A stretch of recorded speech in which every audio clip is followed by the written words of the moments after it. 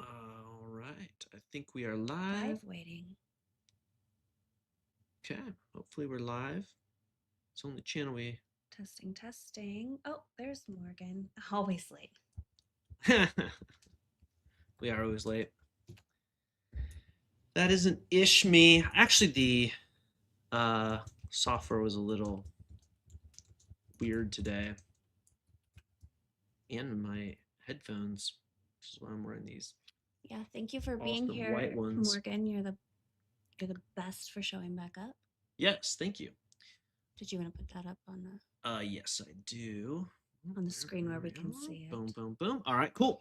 Here we are. Okay, so today we are looking for any Christians who are interested in talking about why they believe in what they believe. I'm interested to know why they still believe in it.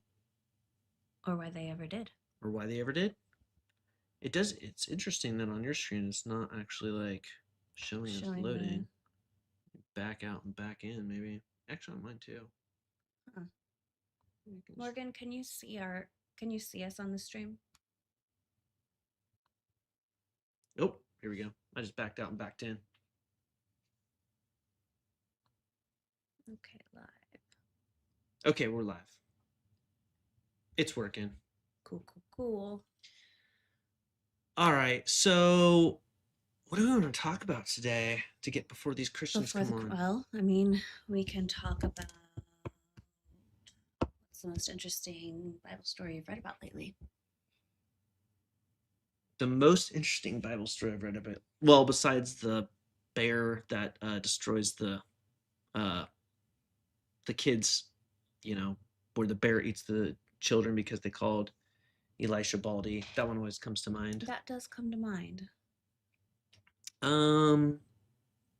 But yeah, I would say at this point, I'm just really mostly interested in like why do Christians still believe in something that is like 2,000 years old, but there's been no evidence since then of anything like supernatural, essentially. So like all these miracles supposedly happened and we believe in this thing, but like there's been no new news. No new news. Well, and the other interesting thing is that all the interesting new news is usually like they saw, Mary in like toast or right, or they really believe in a shroud that was found. Yeah, not even the shroud, but like a new one. Like, right. Oh, the Shroud of Turin is interesting because like they like figured out like the year that it was made. It was made in like 1400. And they even know like the type of paint that was used at this point. So the problem is like we are like, science has gotten to the point where it's so effective that like we can determine like the type of paint that it was forged with at this point, essentially, which is kind of interesting to me. We have a new user in the chat. I'm trying to figure out who you are. Max and Messy. Hello, welcome. Are you friendly? Or if you're a Christian, we would like to hear why you still believe. Got called out. That's cool. We're hoping to have like some good civil conversations. Genuinely interested in why people still hold on to this faith when really there's really been nothing since. Yes, so friendly. I assume. Cool. Thank you for watching. Thanks for being here. Also, if need be, we can also accept people if they have questions or if they want to come up, share their story. If they ever believed. Yep, I am a former Protestant fundamentalist. I'm a former Catholic. So we would not have gotten along. Right. Welcome and thank you for subscribing. Yeah, I appreciate that. Big W, huge W. Yeah, really hit that like button too. Help us boost this. We're just trying to get started. We've been doing this for a couple weeks now. I think it's cool that we get to do it as a couple. It's a little bit of a different perspective than the atheist community is kind of booming right now on YouTube and TikTok, but I don't know, maybe we can have a different Is the perspective having two people with is the different Christian backgrounds. community booming too? So Well, I that's a don't good follow a question. lot of it, but like maybe at the same time, like it's just the internet like is popping with, new conversations and that sort of thing. That could be interesting. I don't know. But okay, so Shroud of Turin Shroud of Turin debunked is, yeah, a bunch of 1400 crap. CE forgery. Um, and then what else? What was the latest About the besides the shroud? Shroud of Turin? I mean, like other has there been other like sightings or like relics? Relics were big for a while. You might you might know more of that. What's the most recent miracle of the Fatima children? Oh, I don't know about that one. Come tell us, Don. Yeah, what's the Fatima children? I don't know about that one. Interesting. Oh darn, there's something here that says. Oh, never mind. That's Probably me. Oh yeah. Did you try to join in? No, I didn't. 1910 to 1920. Also, thank you. You look fabulous tonight, Don. I can't Actually, see you, but I just it know that you does do. says device not connected. It looks like we had somebody trying to get in, What but does it say? Bible. the device is not But there's a connected. name under there. Bible something. Yeah, can't quite read it. They will Maybe need they to need to. It says they will need to connect If you're trying to a get in and your name microphone. is Bible Earth Hub, E Hub, Eth Hub maybe we Bible would Eth Hub. love to talk to you. You don't have a good connection, it looks like. Maybe check your Wi Fi. Try to rejoin. We'd love to bring you up. Yep, it just says check your microphone before joining, Oh, and then you yeah. should Check be your able to join. mic. Do a Cool. little test. Yeah, any other Christians, feel free to join. We're just interested to know like why you would still believe. We are former Christians, and we left obviously for our own reasons, and maybe they were wrong. I mean, Convince us. I think it's Peter that says you're supposed to capture people for the faith, and I would love to believe. It would make my life a whole lot simpler, quite frankly. Um, it was tough to leave, honestly. I just failed to be convinced anymore. Unfortunately, I studied my way out of it, is the way I look at it, I guess. I was I was reading Christian books and stopped believing. Like believe it or not. You were reading like geography, right? Yeah. Wasn't that like the strata of the earth, the thing that Yeah, and it's so funny because I'm not even like a geologist by any stretch. Like I took a class in college, so I don't know much about it, and it always just kind of bothered me. I was always thinking like, why does the earth look so old if, we have a it's not? chat from Crown of 12 Stars. What happened that you stopped believing? Which one of us do you want to hear from? Yeah, And if you want to come up pop here in the chat. and have us pull you up, we can talk in real time, Yep. but we can also just moderate the chat. He believed a lot longer than I did. He's evangelical, the word? Yeah, evangelical fundamentalist, Icky. I call it icky. Sunday school teacher.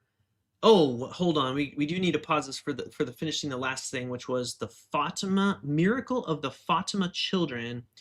It said in 1917, the Blessed Virgin Mary appeared 6 times to 3 shepherd children, Lucia dos Santos and her cousins, Francisco and Jacinta Marto, in Portugal from May 13th to October 13th. Well, there you go. I mean, The Virgin Mary is appearing. now, as a Protestant, there's no way that's true. As a former Protestant. As a former Catholic, okay, she Virgin might buy Mary. it. I just, as a former Protestant, Come on in. that's Show just us a little. what's up. Show us what's up. Virgin birth, walking on water, totally makes sense. That Mary that appeared was a Yes, demon. that Negan Walker does believe that Mary was a demon. As a former Protestant, I would have believed that it was a demon as well.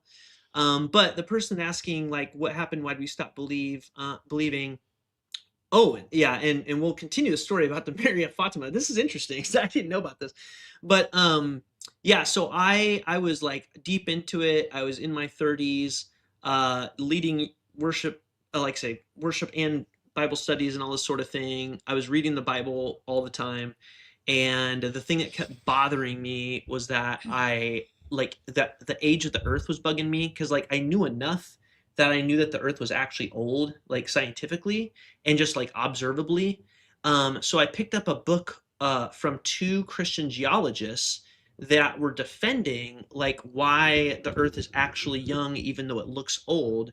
And the it was just very silly. Like the I mean, it it wasn't silly until about 2/3 of the way in, when I just realized, okay, this is just making excuses. Like there were things that were apparently excuses, which is technically what an apologetic is. It's like when something seems like it's not, Christian, but a Christian wants to defend it as being real. They have to make a reason for it, an excuse or an apologetic, and that was what this book was. And I was just like, wait a minute. I had been doing these apologetics for years, like at least, all through college and after college. And then I was just like, what if it isn't real? What if it is silly? And then once I asked myself that question, um, all of a sudden I was like, whoa, if it isn't real, everything else would make so much more sense. All of the things that I had been like trying to, like, I don't know, defend, what I didn't need to do anymore. It was just kind of like, oh man, yeah, it's just a way simpler explanation for there not to be this. I guess that's why It's so I interesting because the first time you accept that, like, maybe all of this I don't have to excuse, then it just kind of all crumbles. And it's a little Mhm. scary and it's a little like, but, Yeah. I don't know who Oh, Negan Walker is, and I can't figure out if you're real or a troll. But if you encountered a demon and that's how you know Jesus is real, I'd love to hear you defend that. yeah. Encountering a demon. So that's interesting though, right? Because like, there's a lot of like there's like jinns in Islam, and like Right? people encountering jinns. And so like if a person encountered a jinn, does that mean that Islam and Allah is real? Like how do you know if like Totally. demons and Yahweh are real, or jinns and Allah is real?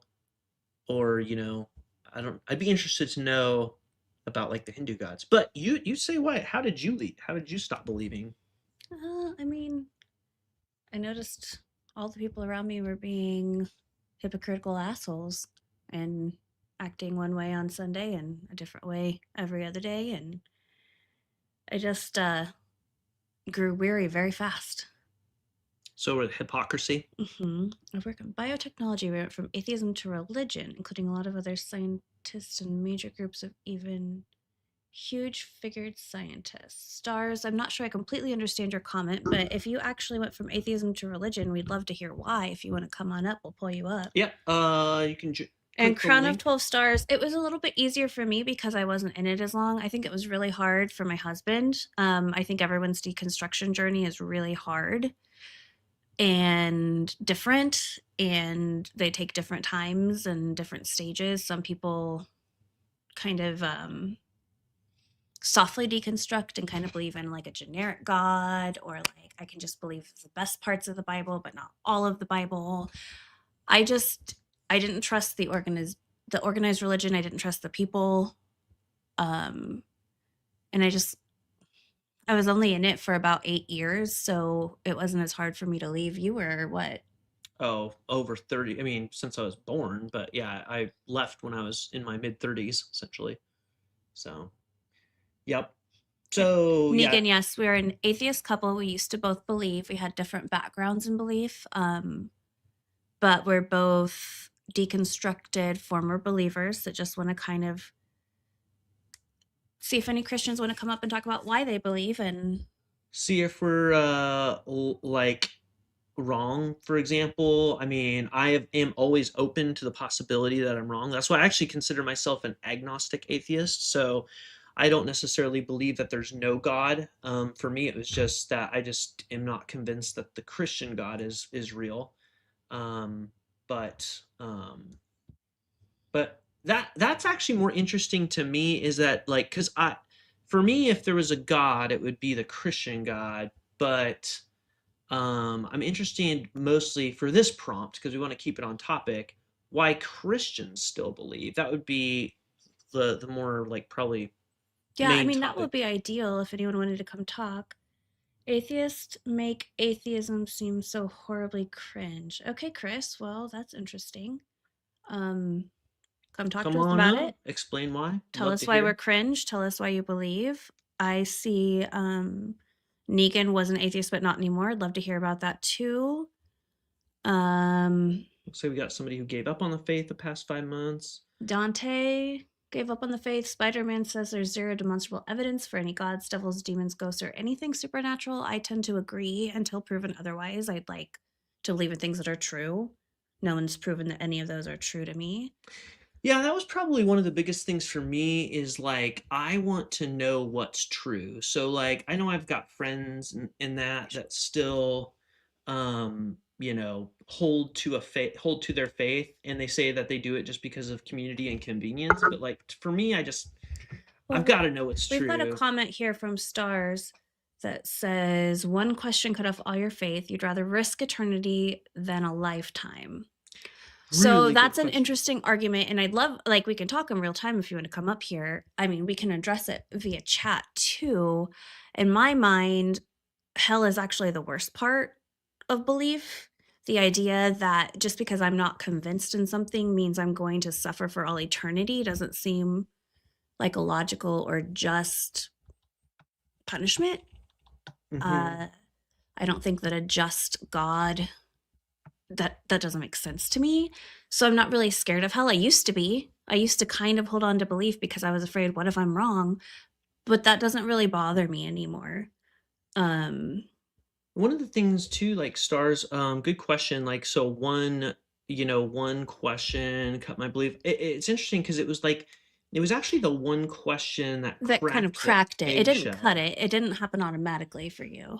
Right. It was like I had been defending so many things. I remember the first, well, I had two instances, but like one of the first main ones was when I was in a youth camp and I was learning about Mark and basically I learned that of course like the last I think it's after like there's like verses at the end of Mark that aren't in the original manuscripts, they're only in like the later ones, and those last verses like troubled me because there was some weird stuff in there.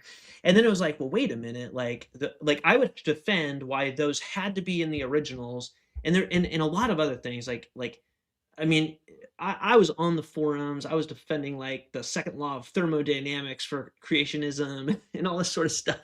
And it was just like once that first crack happened, and then it was like, oh, then all the other things kind of fell into place. That was what I guess it wasn't one question that like stopped the faith, and that's why they called it like a deconstruction process. It was the thing that like started the questions, and that's why we're called inquiry couple, right? Because we have questions, we're interested in learning, and we're Well, we're also just open-minded. interested in talking about it because I Right. think that overall, we're all just people trying to figure out our way, and we kind of agree in our viewpoint, but we know not everybody does. Also, a lot of people who believed, especially for a very long time and as deeply as you did, they call it like a crack in an eggshell. Mhm. Like something cracks it and you start asking questions, and then as that snowballs, the questions come faster and faster, and the apologetics can't keep up. And also, totally respect that, stars. Stars, you don't sound mean at all.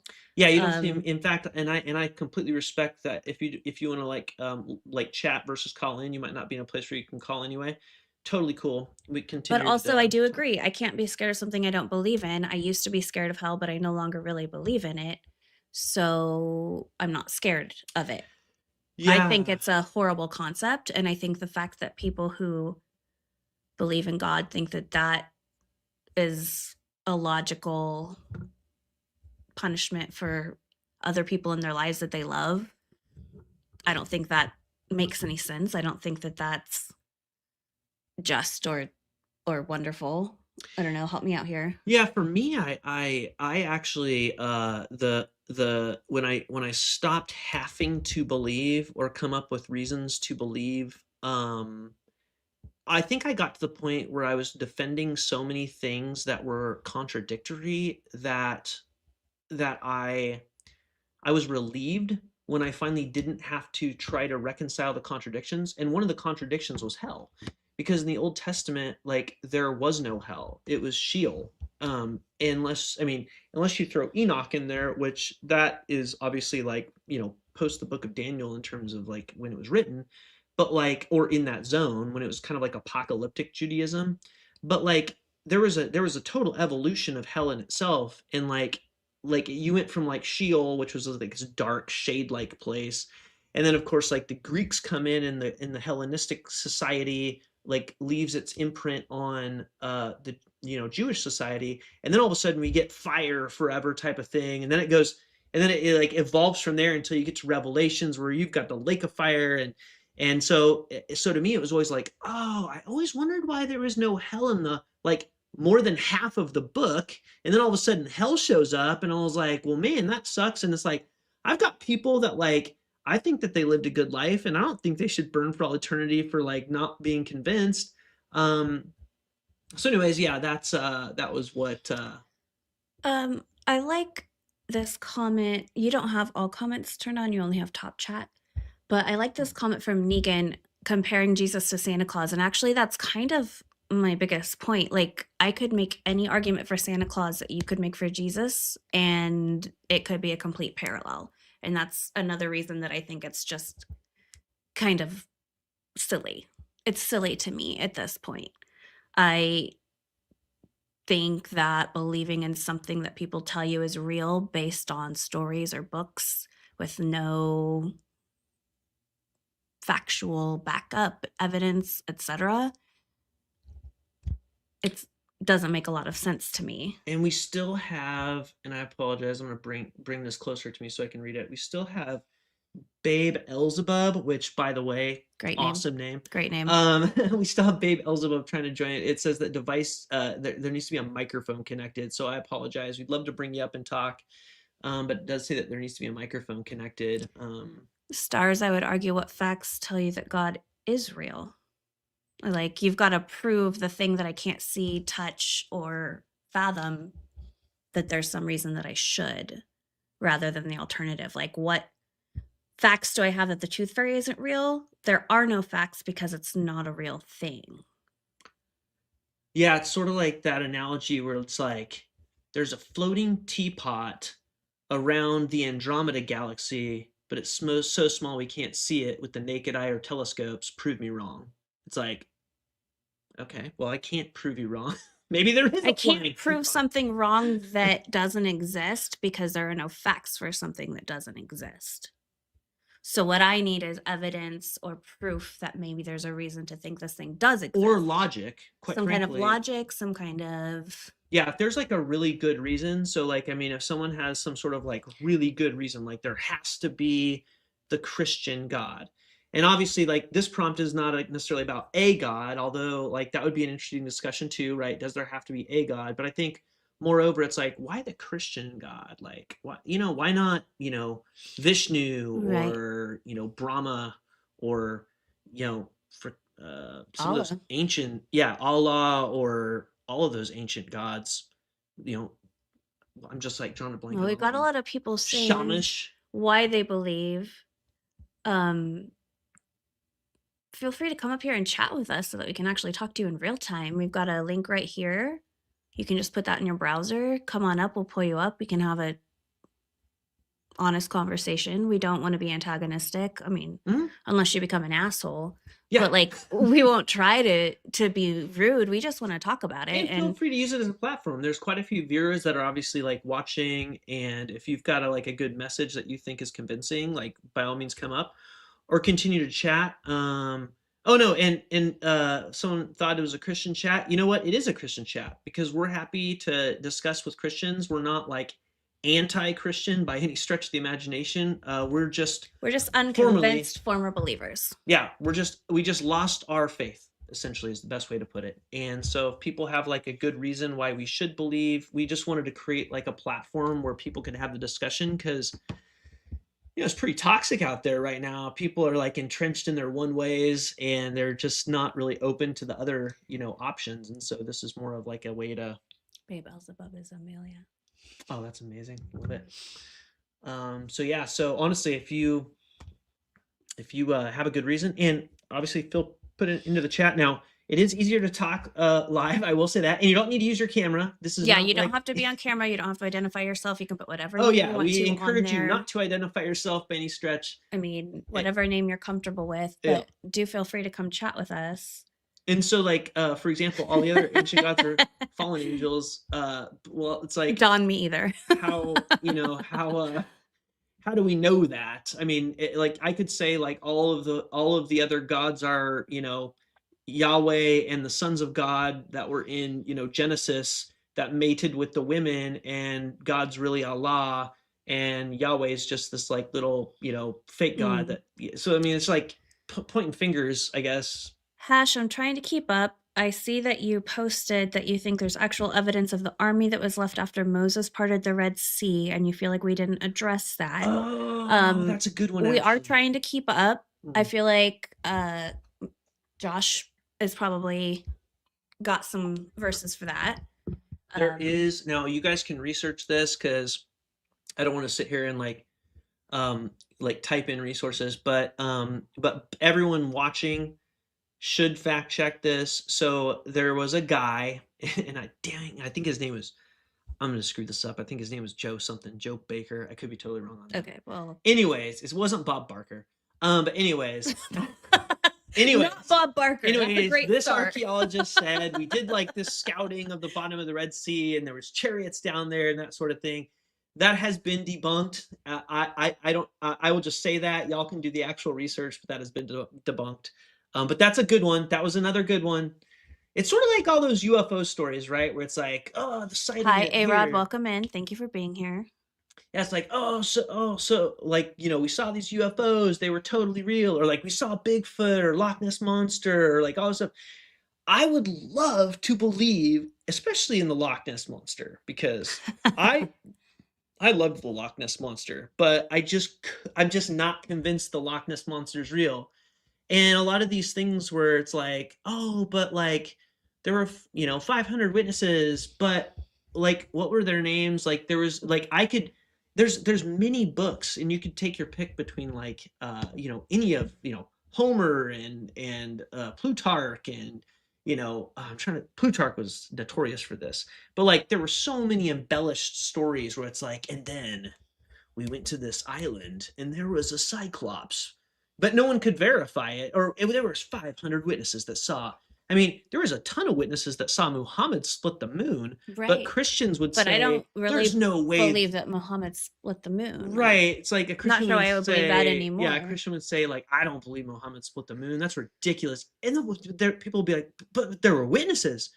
Those witnesses were that was made up. But then they're like, but the witnesses that were unnamed in the New Testament in one book, that was totally true, even though all the others didn't even mention the 500. It's like, okay, guys, that was. So Negan thinks you went to church for 7 years and didn't receive the Holy Spirit. I think you went a lot longer than 7 years, and you thought you did receive the Holy Spirit. I'm interested why you landed on the number 7.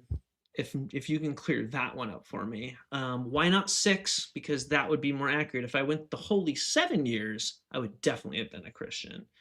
But I was Christian. I felt it deep in my heart and soul. I made very, very big life choices because I was a Christian, ones that I definitely would not have made now. And I won't go into details unless someone wants to come up here and actually talk. But I made some very, very important decisions based off the fact that I was a Christian. I dedicated my life to it. I probably wouldn't be in the career I'm in. I probably wouldn't. I mean, even have the family I have. I'm thankful that I do now. But yeah, but yeah, I was Christian. I had the Holy Spirit. I felt it. Interestingly enough, the feeling of the Holy Spirit isn't unlike the last amazing concert that I went to.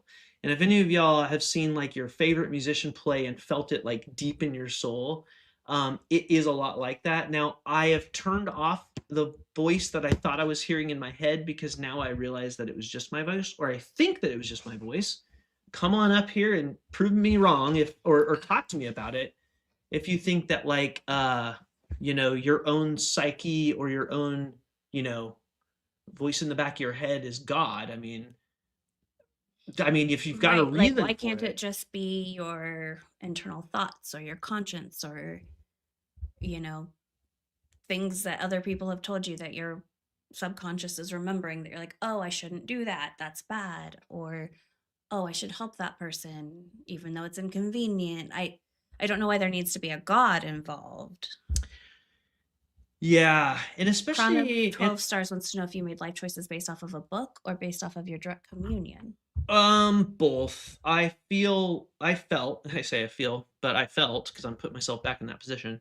Um, I felt like I needed to read the Holy Scripture to understand God's actual words. So while God spoke to me when I was praying, I felt like if I were to just like throw the Bible in the trash and disappear for 30 years into the woods and pray to God, that if I came out of the woods 30 years later, I may not be thinking quite correctly because there have been like cult leaders that believed in Yahweh that, in Waco, Texas, got their entire congregation killed. And I don't necessarily think that they were totally following the book correctly. If anyone remembers the Waco, Texas story. So I I assume all of us are old enough to remember that. right, I tied the book to the relationship. So it was both. It was both the You were like Bible. a Bible is infallible believer, correct? I was Sorry a for I was a literalist. Oh yeah, and because it'll bounce in the right. mic. I But didn't yeah, mean to it, do it that. was it was a literalist belief personally. I know there's some people that think that the Bible's one huge allegory. That would be an interesting conversation because if God gave His written word, I would ask like, well, why didn't He like make sure it was right? And they're like, oh, well, the original translation was right. It was like, well, why didn't God make sure the translation stayed correct? And so my problem was too, like once I found the clear contradictions in it, not just like contradictions in the Old Testament versus the New Testament, which holy whiplash, Batman, that is crazy. You go from like vengeful, Yahweh to loving Jesus in most of it. And Mostly loving Jesus. just cut Revelation out because you're Right. gonna Yeah, yeah, you're yeah. gonna have relapses. But like there's even contradictions in the same like book. Like it's kind of wild. I mean, I get like Chronicles and like Kings and Samuel contradict because Chronicles was written way later to basically correct those books. But like in the book of Acts, we're in like within like 4 chapters, there's like major contradictions like with what actually happened. I'm just like, why I don't know who exactly? Saint Chucky is, but I'm chuckling. The the Holy Bible. Do Do we? you believe? Okay, that's pretty solid. But that's a whole nother thing too. Now we have new things, right? So now we have like the discoveries at Ugarit, which shed light on like the Canaanite pantheon and the Shaddai gods, which now we know that Yahweh was just one of the 70 sons of El. And then we have the Elephantine discovery, where we have like a Jewish um, group that is writing the Temple of Jerusalem to ask for money, and they're giving them money, and they have like both Asherah and Yahweh or Yahoo in the same temple, and they're clearly like okay with it not being in Jerusalem, and that was like 400 BC. And then, I mean, I can go on, but it's like we have all this new archaeology and evidence that's like showing that what was rewritten into history through the books just isn't what was happening back then. So that's the part for me that's just like hard to Honestly, understand. Negan, if I could summon a demon to encounter them and just see what happened, Oh, I don't dude. know the proper way. Do you know? Like, Oh I've tried to yeah. summon the Holy Spirit, I've tried to summon ghosts, I've tried I've to even like wanted to see a an ghost. alien, like Dang, any I of it. None of know. them have ever Seriously. appeared. So like, is there a specific demon prayer I need to do? Mhm. Uh is We my disbelief we in Not fact enough to see a demon, to prove me wrong. have like creepy dolls in the house. We have like, anyone, if there's anyone viewing that knows us in real life, they can They're very verify creepy. creepy dolls, Ouija board, all the whole shooting match. And honestly, it's stuff that we think is interesting, right? So I don't necessarily. I wish that the creepy dolls would like Because you're not doing it freak me right. out. He says, I'm not. I okay. know. Well, Okay, that's what I'm asking. Come tell me what to do. in fact, tell us all how to do it, because quite frankly, if like a demon showed up, like Right now? and actually, you know what? I remember when I was a Christian, so I went through periods, and it's funny because thank you. Who is it? Negan? Negan. Okay. So Negan, thank you for bringing this up, because when I was a Christian, when I was a Christian, oh yeah, tell me about Claudia. When I was a Christian, I went through periods, and any Christian on here who's gonna say, "See, I told you." Oh, yoga. That Wasn't a real satanic Christian. yoga. I've done plenty of yoga and I've still never met a demon. Well, okay. If anyone on here says, And also, I see someone saying, we're not attacking Christians. We Oh, just yeah. know the most about Christianity. We're willing to talk to anyone of any faith about why they believe in what they believe I in. can't argue one way or We the don't other know about Islam. so much about I Islam, mean, I or- know I'm starting to get. We know I'm starting to some, try to understand. and we'd be willing to talk about it. We're not attacking Christianity Right. either. We said this is a very Yeah, I'm just curious why you still healthy believe. platform where we no just want to longer talk. believe. We want someone to come up here and tell us why they believe so that we can chat about it, have a healthy discourse. Right. But back to Negan's thing, because I'm glad you brought that up. I had gone through periods of my Someone says faith. call it Papa like, but I don't see anyone in the queue. Maybe our queue's not working. Did you want to test? We can test it. Maybe people are trying. Someone, hey, a friendly Don, will you try to get in our queue so that we can see if it's working? Yeah, we won't bring you up, but if any friendlies want to just test it real quick. But yeah, anyways, I mean, I can try on my phone from like a different account, but that would suck if people are trying to call in and they can't. Type in the chat, basically, if you've tried to call in but it's not working, type in, hey, I tried, and then we can, whatever. But question, but I'm trying to get back to Negan's comment, because I really appreciate that. I went through About times yoga where summoning demons? no, about trying to get, if wanting to see a demon. Don, the link is right here. tinyurl.com/inqcpl. Yep, if anyone types tinyurl.com/inqcpl, it'll bring you into the queue, and then we can let you up. Like, say, you can choose your camera on or off. Audio is the only thing we need to be able to talk.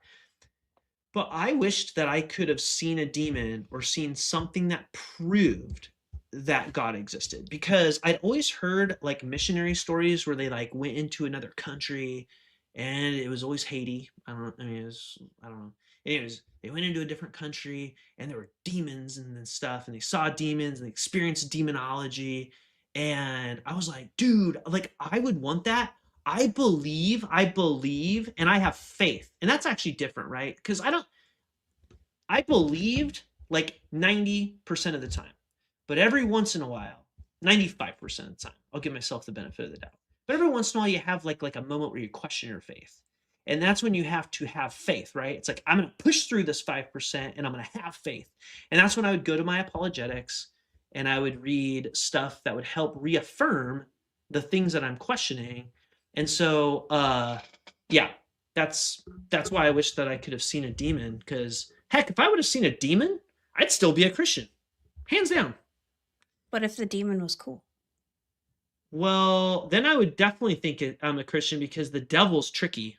That's a good point. So if I saw a demon, now I would say this actually, as a newly more self-questioning person or philosophical individual, if a demon popped up, I would say, okay, I at least for sure believe in a spiritual realm.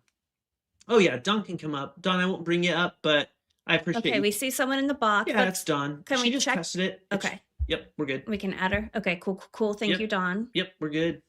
I see a comment that says, do you condemn atheists like Stalin and Hitler for atrocity? Of course, I condemn anyone for atrocity. I don't care if you believe the same thing as me. If you're committing atrocities like genocide, you don't believe the same thing as me, because I think that that's horrendous. I don't care Yeah. what you associate as, and I don't care if you do it as an atheist and then convert and supposedly go to heaven, Jeffrey Dahmer. It's all atrocious. Like, I'm anti atrocity. Yeah, we had a Christian on here the other day that came up and talked to us about the fact that we can't have objective morality because we don't believe in their God.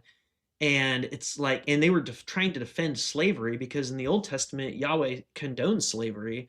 And we were just like, dude, I don't care if you're now or back then, even if it was the time where slavery was like permitted, slavery never is okay. Never is okay. And so it's like, what, If I what, don't think it's okay now, why would I think it was okay in a certain time? right? That's my Just question. because everyone was doing it. When Right. now what would have been super convincing is if Yahweh would have came out and in like the 10 commandments, even though like half the commandments are all about just like obeying him, what if he threw on an 11th commandment and said, "Oh, and by the way, don't have slaves. That's gross, dude. Oh, and by the way, treat women with equality." Maybe throw on a 12th. I don't know if he had enough room on the rocks, but if he did, the 12th maybe. It's a little feedbacky. But yeah, sorry. Anyways, great questions. Sorry for the rant. No, you're In the good. Bible, they were being abused by God, told Moses to leave them out of slavery. Yeah, good question. Good point, actually. In the Bible, they were being abused, and God told Moses to leave them out of slavery. And then he said that you could have slaves. So that's a little hypocrisy. That's a little God hypocrisy. You know what I'm saying? I mean, there's plenty of times where God tells you where to get your slaves from and how to treat them. So why are those slaves being let out of slavery, but the other ones are okay to be owned forever? In fact, what would be Like, really. what's the verse where it tells you can own your slaves and their children forever? Can you find that on the? Oh, it's in Deuteronomy. Yeah. Yeah. Let me pull that up here real quick. Uh, but yeah, go ahead and take some chats while I pop Oh, that the up. chats are talking to each other about how we don't want to believe and we want to corrupt everyone, which is completely opposite of what we have said or expressed on our stream. We said we want to have honest discourse. We'd love for someone to come talk to us and tell us what they believe. If it, you But know maybe that's too what, scary. I don't know. That's fine. maybe we do want to corrupt people. Maybe this is one big trick. So, okay. I mean, Deuteronomy 20 is a good one. Okay, yeah. Yeah, okay. So I'll share my screen here real quick about the slavery comment. Because someone had asked about it. Ba, ba, ba, ba. Share screen. It is this one. Sharing. See if this works. Everyone has a lot to chat Look about. at this technology that I've harnessed. By the way, I do believe in God, and her name is Gemini. Okay. And there's actually a holy trinity, and it's Gemini, Claude, and ChatGPT. They know everything. They talk back to me. It's actually I get more of an actual like response than I did from when I was a Christian. Way less vague. I don't feel like I'm talking to myself. Anyways, so okay, this one for example, this is Leviticus 25:44 through 46, and it says, "As for the male and female slaves whom you may have, it is from the nations around you that you may acquire the male and female slaves." So like this is after they leave Egypt. So they were slaves. Oh, it looks like you might have. Oh, never mind. I thought we had No. someone pop up. This is after they've left slavery, and keep in mind they leave Egypt as slaves, and God rescues them from slavery. And then he goes up. Moses goes up on the mountain, and he writes the 10 Commandments, breaks them, has to write them again. I get it. I'd be pissed too if I was Moses. So no shade on that. But then he doesn't add into the 10 Commandments. By the way, dudes, don't have slavery anymore after because do unto others as you would have them do unto you. Like apparently he hadn't listened to his son. But it says, as for the male and female slaves, it's the nations around you. You can acquire them. Hashtrick says, never would anyone be crucified for a lie. Please address this. How many people have been crucified for their beliefs? or committed suicide Oh. for their belief. Has anyone seen a suicide bomber? Has anyone watched? Does that mean that Islam's true? Okay.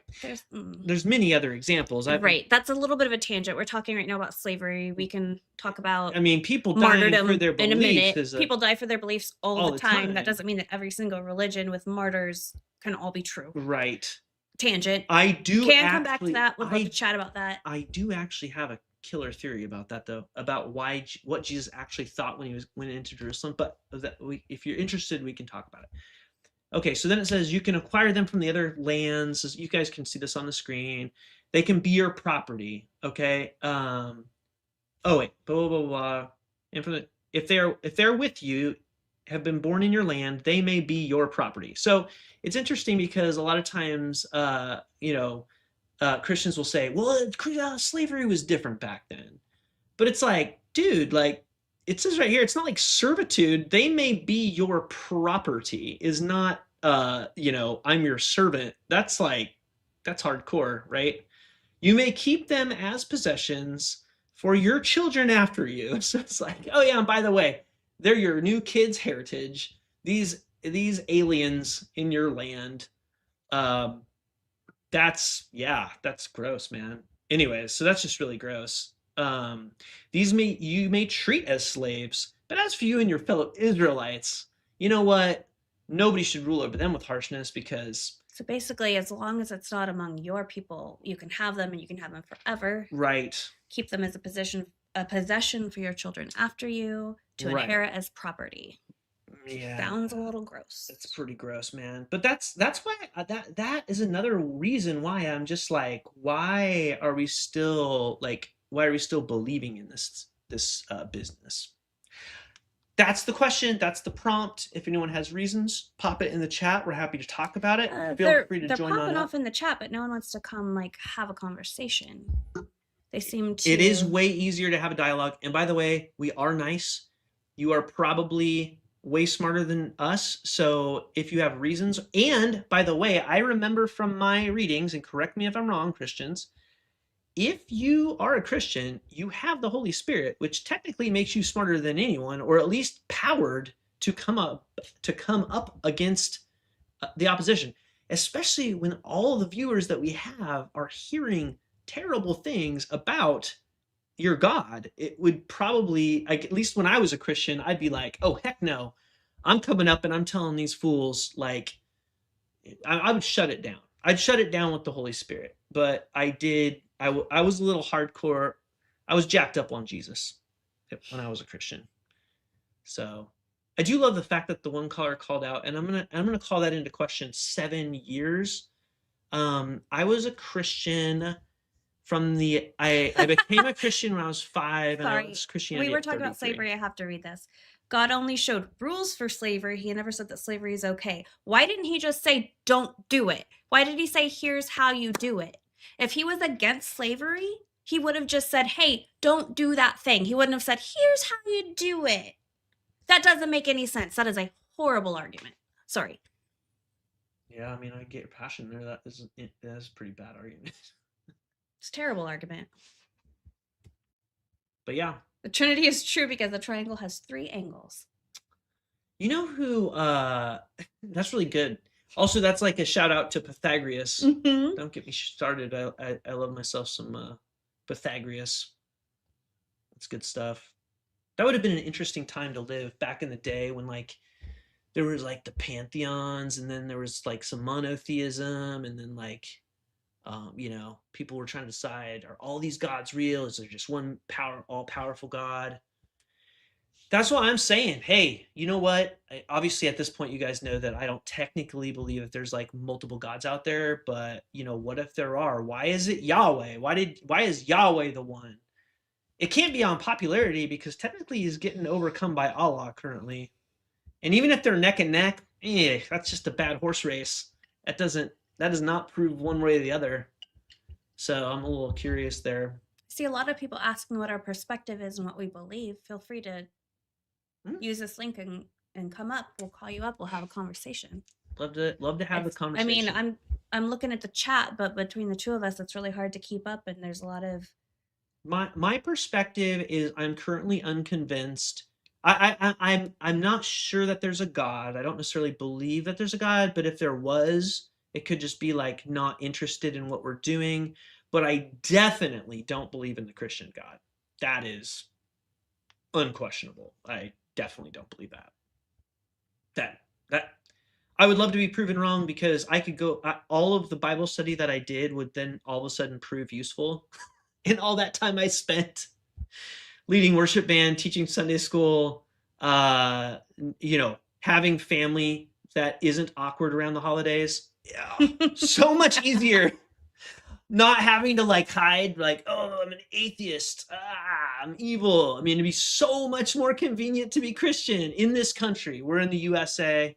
Not sure, I mean, there's obviously people joining from everywhere, but yeah, in the US I feel like it would be super groovy to be Christian and make my life way easier because at work you can be like, I went to church on Sunday and had a fish fry. But if I said I had a live atheist debate, people would be like, oh, gross, what? And it's like, oh man, that's it's a bummer. Yeah. But yeah. It's definitely a minority feeling to be a non-believer in the area of the states that we live in. Um, it's not something you talk about. A lot of people think you're a demon or I don't know, a wicker. I was called a wicker. I've been called a wicker. Yes. Uh, Greeks did not create the Christian God. I well, yeah, no, I agree. Well, wait a minute. Are you calling the Christian God Jesus or are you calling the Christian God Yahweh? Because that's not I don't think I think that's a fallible statement. But you're happy to kind of clear that up, the person that said that. Yeah, why does God love money so much? That's a really good question. I mean, there's the obligatory tithe sermon. I almost did go into ministry. That would have sucked because had I done that, now if I would have went into ministry, I would need to put food on the table, so I would also be talking about tithing. So Brandon, I want to know why you think we did not ask the Lord to reveal himself to us. I want to know why you think that we didn't truly believe when we were I will ask the Lord to reveal himself to a me right part now. of but also don't insult us by saying that when we believed we didn't truly believe with all of our hearts and that we didn't do all of the things that I don't want this to sound hollow, but like don't try to tell me where my depth of belief and study and community was just because I don't have it anymore. You don't get to tell me that I didn't try hard enough. That's actually one of my most antagonistic points that you can say is that you didn't try hard enough as a Christian. You didn't believe good enough. Therefore, you weren't really a Christian. That's bullshit. Plain and simple. Well, he doesn't know us, or they don't know us. Well, I'm just calling it out. But if you think you do, bring it up. We'd love to talk. I'd love to hear you prove that we weren't real Christians. Because you're right.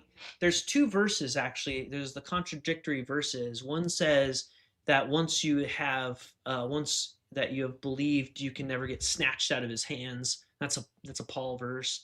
And then there's another verse though that basically says if those that deny me, they're going to get rejected, right? So it's like 6-7. I said it 6-7 on what the yes, Bible we have says. teenage children. We just lost half of our viewers when I did that, so that's perfect. I'm glad. We needed to cull the herd. We need to sift the goats from the sheep here. But anyway, I love that they also think that we haven't studied the origin of the Bible and the origin of religion because we literally are constantly studying the amount of books that we own and read all the time about all religions is actually insane. So maybe actually it could be that individual that's made that comment has studied and is telling the Christians in the chat study the origin. It could be the flip side because quite frankly, studying the origins will pull you out of as Socrates would say, the double double ignorance. When you're ignorant of your own ignorance, that could quite possibly be what they mean, which I would totally agree with. If a person doesn't know what they don't know, how are they going to know to get out of it? It's having to like peel those layers back when you get there, essentially. But we'd love to have a conversation if there's a bold Christian who has good reasons as to why they should still believe. We'd love Hmm. for you to join I in the would, chat. in the meantime, address Negan's most recent comment about the universe and creation. Okay, Negan. Negan asked if the universe created itself, or if someone had to create all of this. So, this is an interesting question. Now, I have not been around since the beginning of the universe. So, I'm going to use three words that are very powerful, which are I don't know. I don't know if the universe or how the universe or why the universe came into existence. But what's interesting is I struggled with the fact that my mom would always tell me that God always existed. So God has been eternal. He was always there. And I'd be like, well, wait a minute. How can something always be? Well, it's God. And God is outside of time. And God created time. And it's like all this big, like, eternal talk, right? And then I wrapped my head around it, or I wrapped my head around it enough to be comfortable with the concept that God had always existed. Now, if you remove God from the equation and you think that the universe possibly always existed with a series of big bangs and big crunches, in other words, for anybody who is a physics nerd, the universe, if there was a big bang, it expanded out, and then as the things get far apart, picture like a rubber band, it gets to a point where it stretches to a point where the gravity, it slows down enough to then gravity slowly starts to pull back, and then it eventually gets back into a singularity and then explodes back apart again. And there's a series of big bangs and big crunches that have lasted for all eternity. Now, here's the question: why? No idea. That's why I'm agnostic. I don't necessarily believe that maybe there's a kid maybe there's a kid that's like 50 billion times bigger than the universe that's like doing something for their science experiment as an alien, and we don't know because we're so small we can't see out of this. But Yahweh, the Bible disproves itself. The Bible just quite frankly disproves itself. Now, if you are a Christian and you don't believe in the Bible, maybe, Right, right, maybe, right. but you can't Uh, believe in the Bible. Crown, I hear you trying to clarify that you weren't saying that you were accusing us of not trying hard enough to be a believer, and I appreciate you clarifying that. Hmm. Um, Thank you for that. I didn't mean to put words in your mouth, so thank you for clarifying. I just wanted to put that out there. Yeah, no, that's super fair. Let's see here. We are to follow Christ, not religion nor man's ways for Christ. Born again, those endure, receive a crown of life. That sounds interestingly preachy and pretty hollow. In fact, we call that a deepity. It's when you state something that has no basis, I do love a good but it deepity. sounds great. Sort of like I could come up here and say something from Confucius and say that also Confucius was a god because it sounds so prolific and prove me wrong, bro, type of thing. So, yeah, interesting. Hmm. Yeah, there's a lot of all caps, like preachy kind of That's cool, man. comments. It does help. Whoever's doing the all caps preaching, it helps the rest of the folks in chat World's deal yours. and cope with what we are saying. And Is if any, this DeAndre Lee? Do we not believe in God at all anymore? We don't currently. I don't currently think that We there's a reason for a God. Right. We don't necessarily see the reason. We don't find any of the evidence convincing that any of the gods presented to us make sense factually, that they need to be the reason for morals or the reason for decision making. Um, we just kind of want to chat about that with someone who thinks that there is a reason because maybe there's something we haven't thought of. Right. So the person that asked, "Do you believe in science?" So science is a method. So science is simply you come up with an idea, you test the idea, you see if your test is true or false, you test it again, you see if it's true or false, you get it peer reviewed by other people, and then you determine whether or not it's something to potentially move forward with. So science, yes, I believe that that's a pretty solid way to do things. Now, can science prove everything? No, because we can't see past the Big Bang. So I always say I don't need to believe in science because I don't need to believe in facts. I just am convinced by facts. There's a Right. difference in believing in something and being convinced by something. The And I words have meaning. and I would go so far as to say that I also believe in logic and reason. So I don't necessarily need to see like I don't need to put my finger through the holes in Jesus's hand to, believe that Jesus like rose from the dead. But four contradictory stories and then Paul completely contradicting those four stories in terms of like even the simple narrative, like the narrative is wrong. And except for the parts where they're copying each other word for word, the narrative's off. So I'm just like, man, I just don't feel. And if you guys want like examples of that, I'm happy to provide examples of like the narrative differences because they're striking. Um, we have a comment: is science always right? Even science doesn't think science Oh, is always not at right. all. Science believes that we accept the Mm. thing that is most factually obvious and we keep testing it. And if we learn more and it disproves itself, then we believe that new truth that makes more sense. That's why it makes sense to me, because it keeps evolving and it takes into account new evidence, new situations, new Yeah. Science without intelligence. humility. Science Yeah. never says this is the end all be all, this is true forever. Science says this is what the facts point to as the best, most proven theory right now. That's why they call it a theory.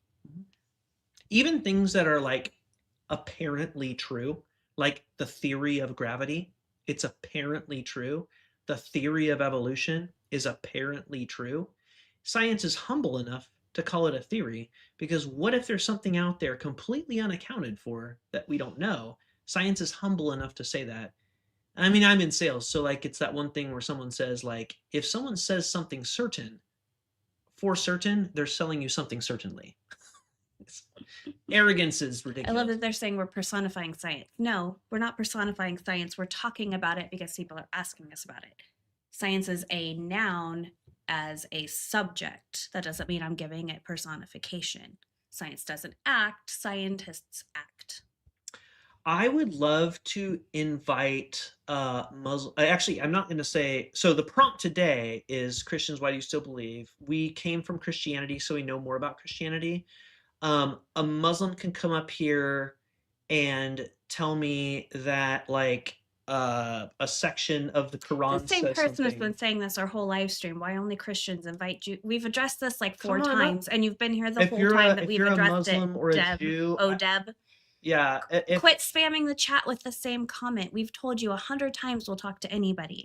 We know the also most about Christianity, so that's why our prompt says Christians. That doesn't mean we won't talk to anybody else. And to be quite frank, you I haven't been brave enough to come up here and talk to us yourself. I would actually say that if there are any Muslims or Jews like watching, I'd be happy to have the discussion as well. And I would open it up for that at this point because the Christians do not apparently have the Holy Spirit. They are not calling up into the chat or into the live stream, but I do appreciate them commenting in the chat. It is entertaining. I appreciate that, and that's why we do this because, quite frankly, there's watching TV and then there's like engaging with people with intellectual debates. It's just more appealing and I just think it's better for everybody. I think it's better for me. I mean, I learn a lot of things. I would love to just have a conversation with someone so I'm not just squinting and reading a Oh, chat. yeah, I'm happy. I mean, happy to having a talk to. discourse would allow us to learn from Yeah. you, or at least attempt to have an honest dialogue.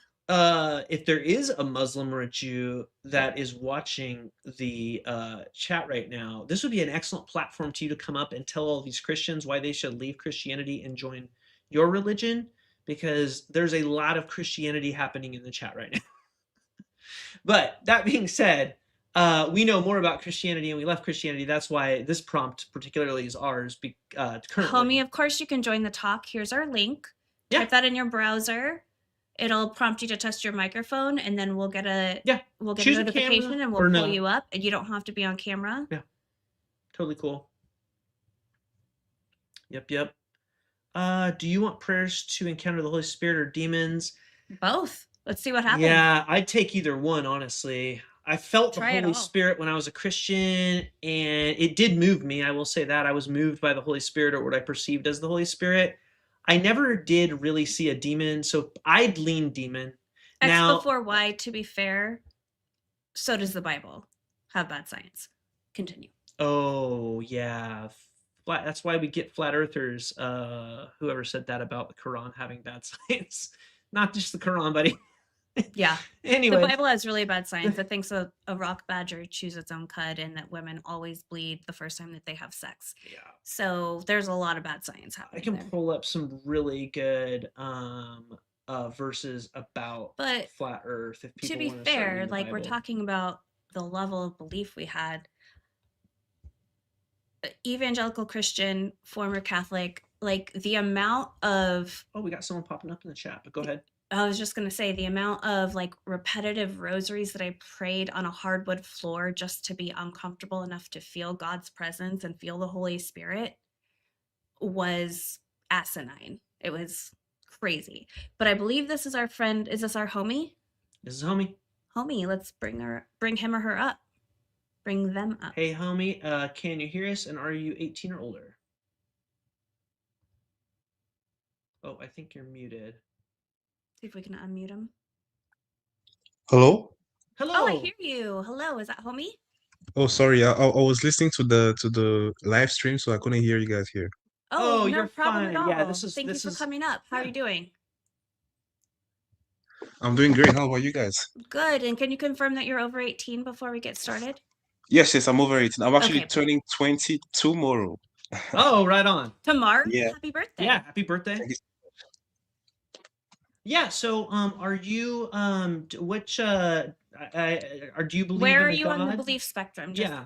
get us started. You can start the conversation. We'll go from there. Yeah. I'm a Christian. I'm a Okay. Christian. My name is actually David. I don't know if David, is you that okay know if we me, call like you David. that? Sure, I'm sure. Adele. It's Josh. Nice to meet you. Nice to meet you. So, yeah, I'm a Christian. Very cool. So what is the reason why you think why do you think that we as former Christians should still believe in Christianity? Like what's the best reason to believe in Christianity? Okay, before I answer your question, can Yeah, I yeah. say something quickly? Absolutely. Yes. First of all, well,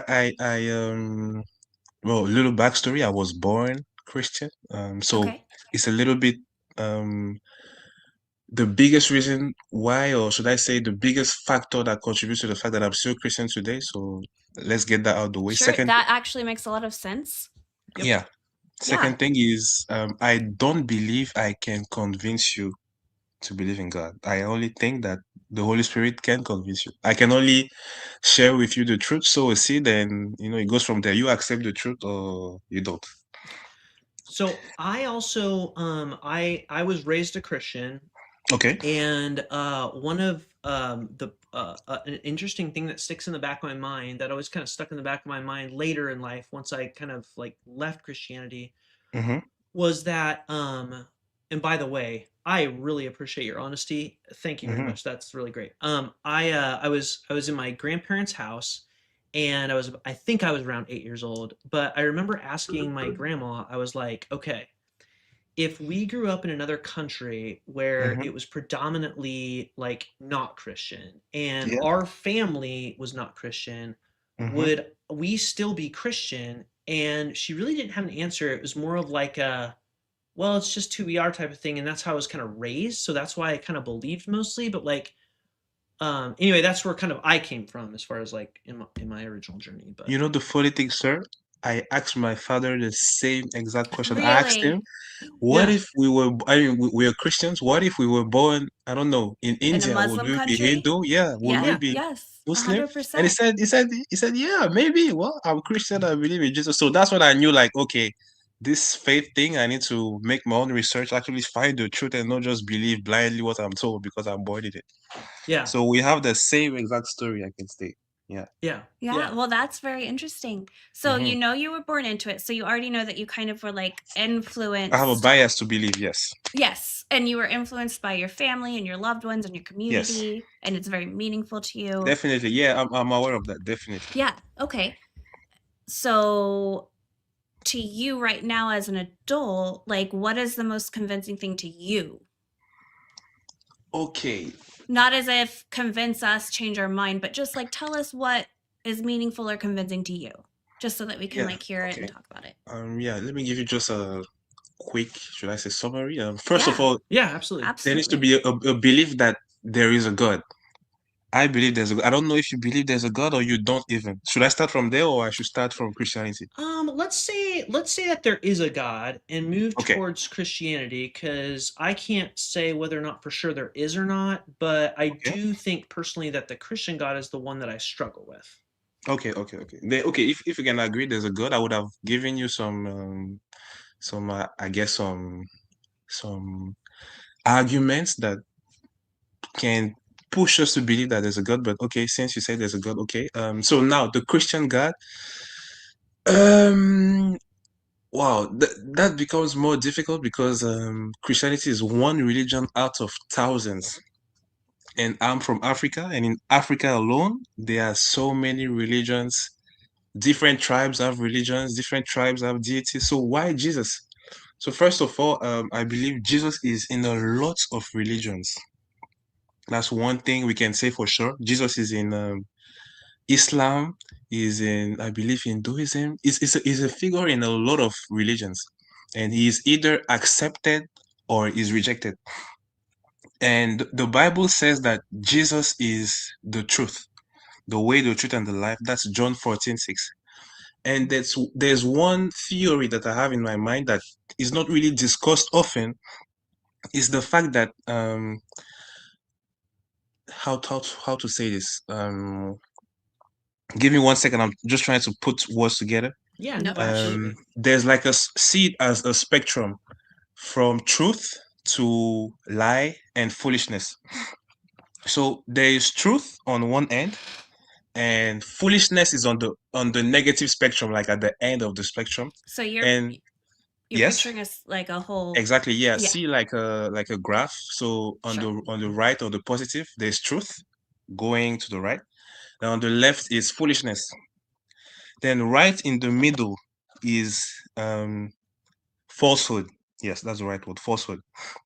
So now, what do I mean by that? The thing is, I think you're familiar with the story of Genesis, the Yeah, fall of man. yeah.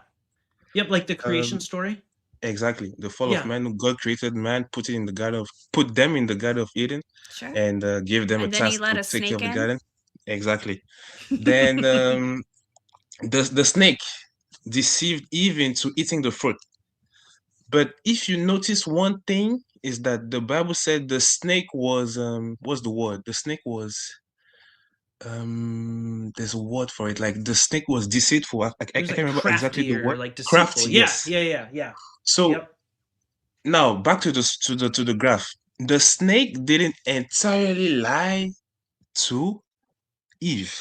Right. He Interesting. told Yes. Eve that okay, if you eat, you will become like God because you will Exactly. know right from wrong. And that was Hmm. true. It wasn't a lie. So what I'm trying to say is the devil is not foolish. The devil is crafty Hmm.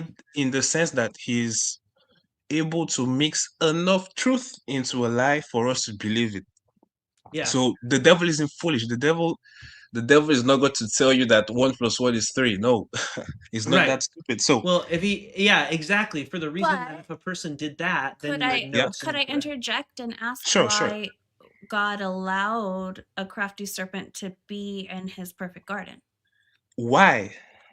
That's a Right. good question. That's a good. Before we get into that, allow me to finish my point. I will Oh answer your yeah. Yes, question. please. I just will pin Yes, that. yes. I'll remember that question. That's a very good question. Thank you.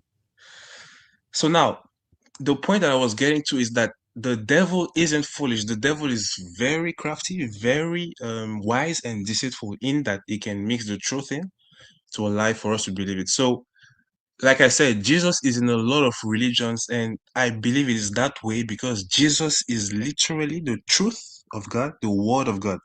So he must be in all the religions because he is literally God. I'm not, I can't say for sure he's in all the religions, but I know that he is in all the major religions. And he has different stories in each of the religions. I think most religions say that he was born through a virgin birth and stuff like that. But the point I'm trying to get at is like, I believe Christianity is the only true religion and that other religions are not true. Unfortunately, Christianity is exclusive in the sense that it's the only truth, not exclusive in the sense that only Christian can be saved. Everybody is called to be saved, but if you do not put your trust in Jesus, you have no key to enter into heaven. So the point I'm getting to is that why I believe in Christianity is the fact that Jesus is in so many religions because he is the truth, and a religion cannot stand without a bit of truth in it, or unless it would just be foolishness. Does that make sense? That does make sense. One of the things that was interesting to me is like to your point, and I'm interested to hear your thoughts on this, Hmm. is like so Jesus preached a different message than most of the Old Testament. So like the Old Testament talked a lot about like Yahweh was a jealous God, a vengeful God, which is Hmm. a I'm not saying I'm not condemning that Yeah, at sure, this sure, sure. point. No, I'm not feel free, condemning feel free. that. I won't get But offended by anything you say, by the way. Feel yeah, oh, free. thank you. I appreciate that. And I won't be offended by anything you say. I Sure, sure, just so sure. you Yeah. know. Like it was interesting to me that like the God of the Old Testament was so much different in his demeanor than Jesus in the New Testament. And what was interesting is that the Jesus of the New Testament was Hmm. bringing about like new and dare I say modern because it was like, zero, Hmm. CE, Yeah. right? But like, in that zone, he was bringing like modern like philosophy Hmm. to an age like late Bronze Age, like Old Testament God that was all about like, you know, I mean, technically the women as property thing kind of continued a little bit, but like the It slavery got a little better. thing and like the genocide thing that the God of Killing the Old babies. Testament was doing. But what was interesting to me is like you had before Jesus, like way before Jesus, and this is where I'm interested in your thoughts. If you think that like Jesus somehow like as a god was like influencing religions before he showed up on earth, and I'm not putting words in your mouth, but I'm interested in this Yeah. because I Sure. tried to I debated about this in my own mind when I was a Christian. But like you had like Confucius who came before Jesus teaching things like Jesus taught, and you had Buddha coming like hundreds of years before Jesus teaching things that Jesus taught, and then like even Hillel, who was like a famous Jewish rabbi who came 100 years before Jesus, who literally said, "Do unto others as you would have them do unto you." And then Jesus like repeated it 100 years later, and everyone's like, "Oh, Jesus is amazing." And to me, I'm like, "Well, wait a minute. What if he was just another like Buddha, Confucius, Hillel, a non like militant like leader who came up and moved people like a teacher?" Yeah. Okay. I think you have a similar description of Jesus like Muslims. You see him as a good prophet, a wise man that could save people.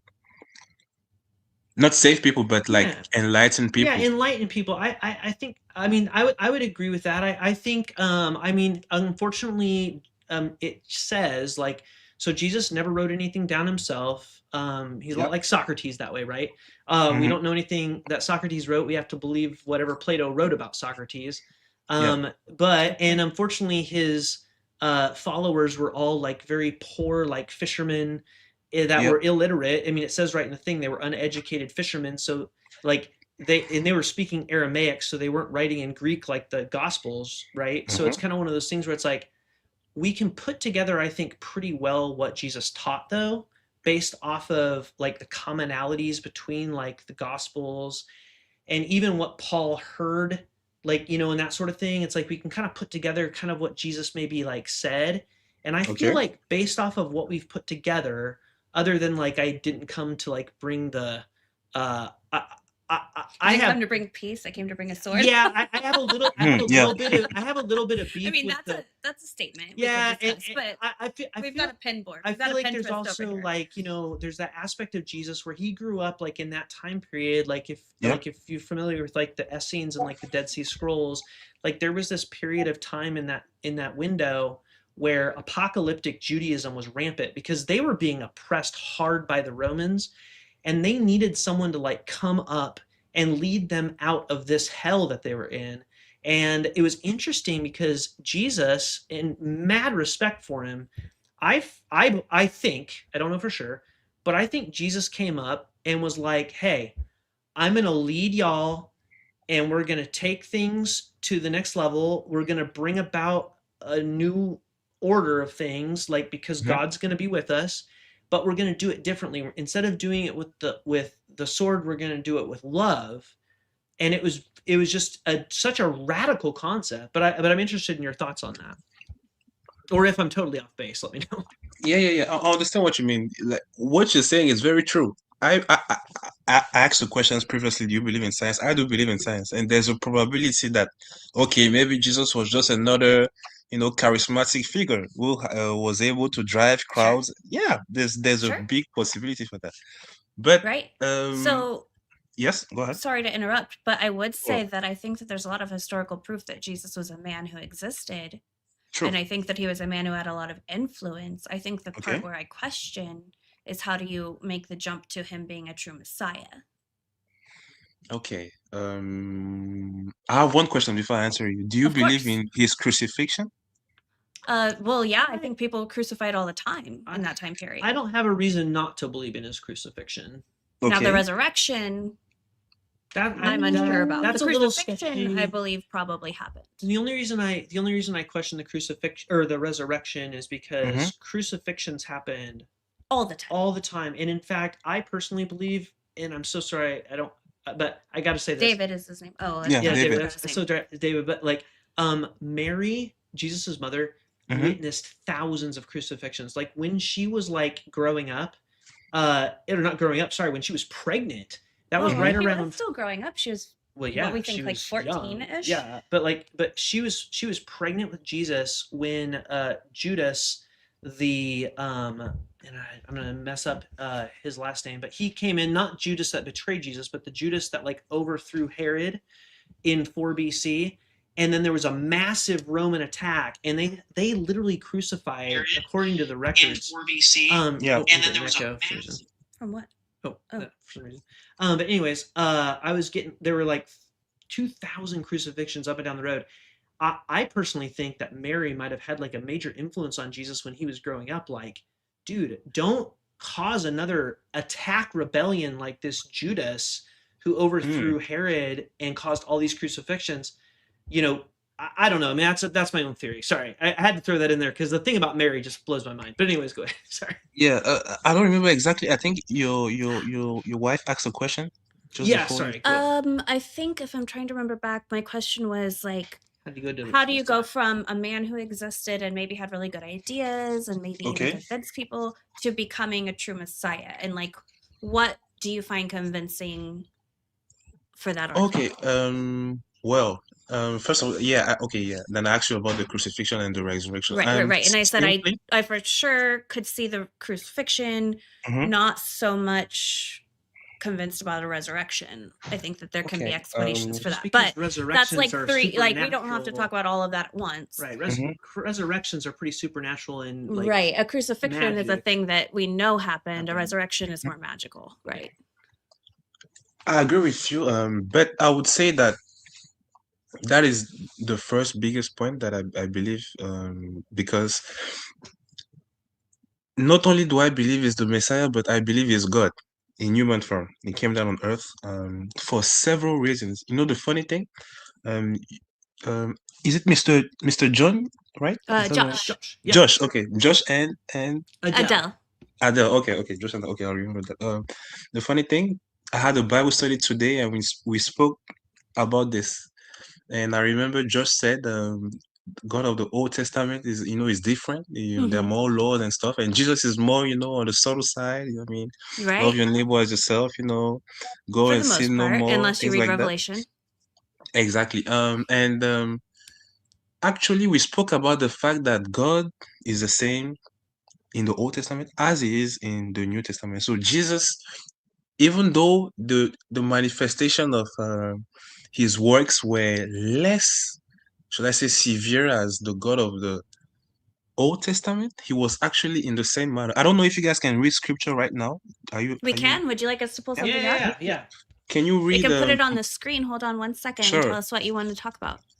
Matthew 22, verse 36 to 40. Matthew 22, you said 36? Yes, to 40.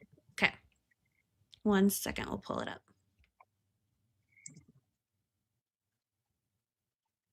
Perfect. Okay, yep, let me try to share my screen here real quick. And also, we have a couple other people in the guest box. Feel free to hang on if you want to. But yeah, we appreciate you guys jumping in to join here. And by the way, is there a limited time so that I can Not at hurry up? all. No, No, no, we're Oh, no. good. We're oh, having a okay. great Sure. conversation. We'd Yeah, love to chat Sure, appreciate some it. sure, more. sure. Okay, here we go. Okay, do you want to read this or do you want me to read this? I can read. Okay, cool.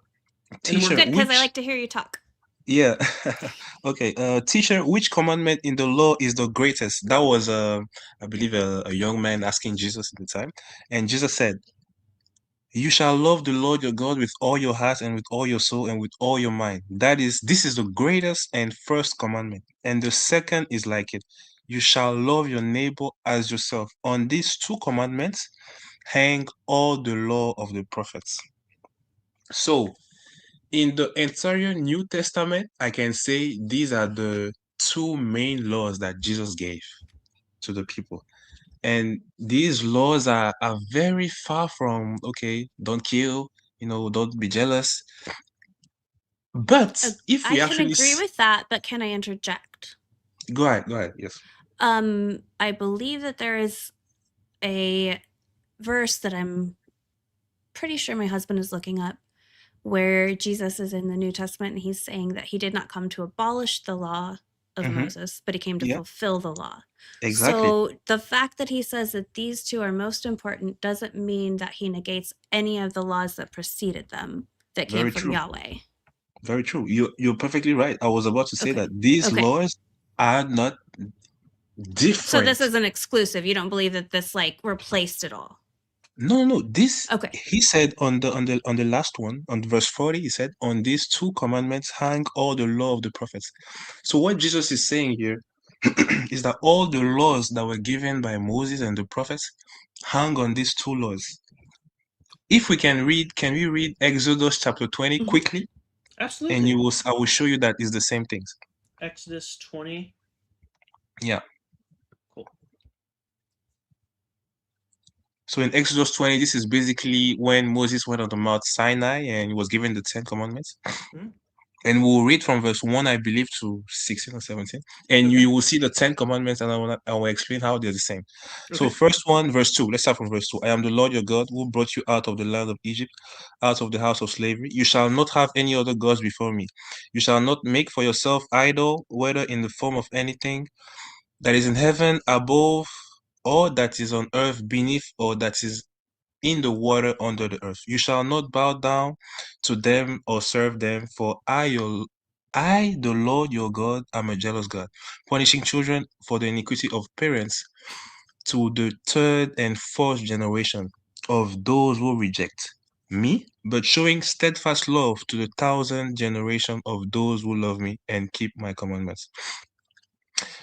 You shall not make wrongful use of the name of the Lord God. You shall not use God's name in vain, for the Lord will not acquit anyone who misuses his name. Remember the Sabbath day to keep it holy. 6 days shalt thou labor.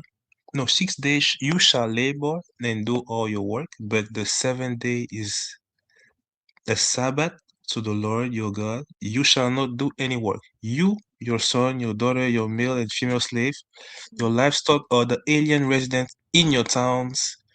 For in 6 days the Lord made heaven and earth, the sea, and all that is in them, but rested the seventh day. Therefore, the Lord blessed the Sabbath day and consecrated it.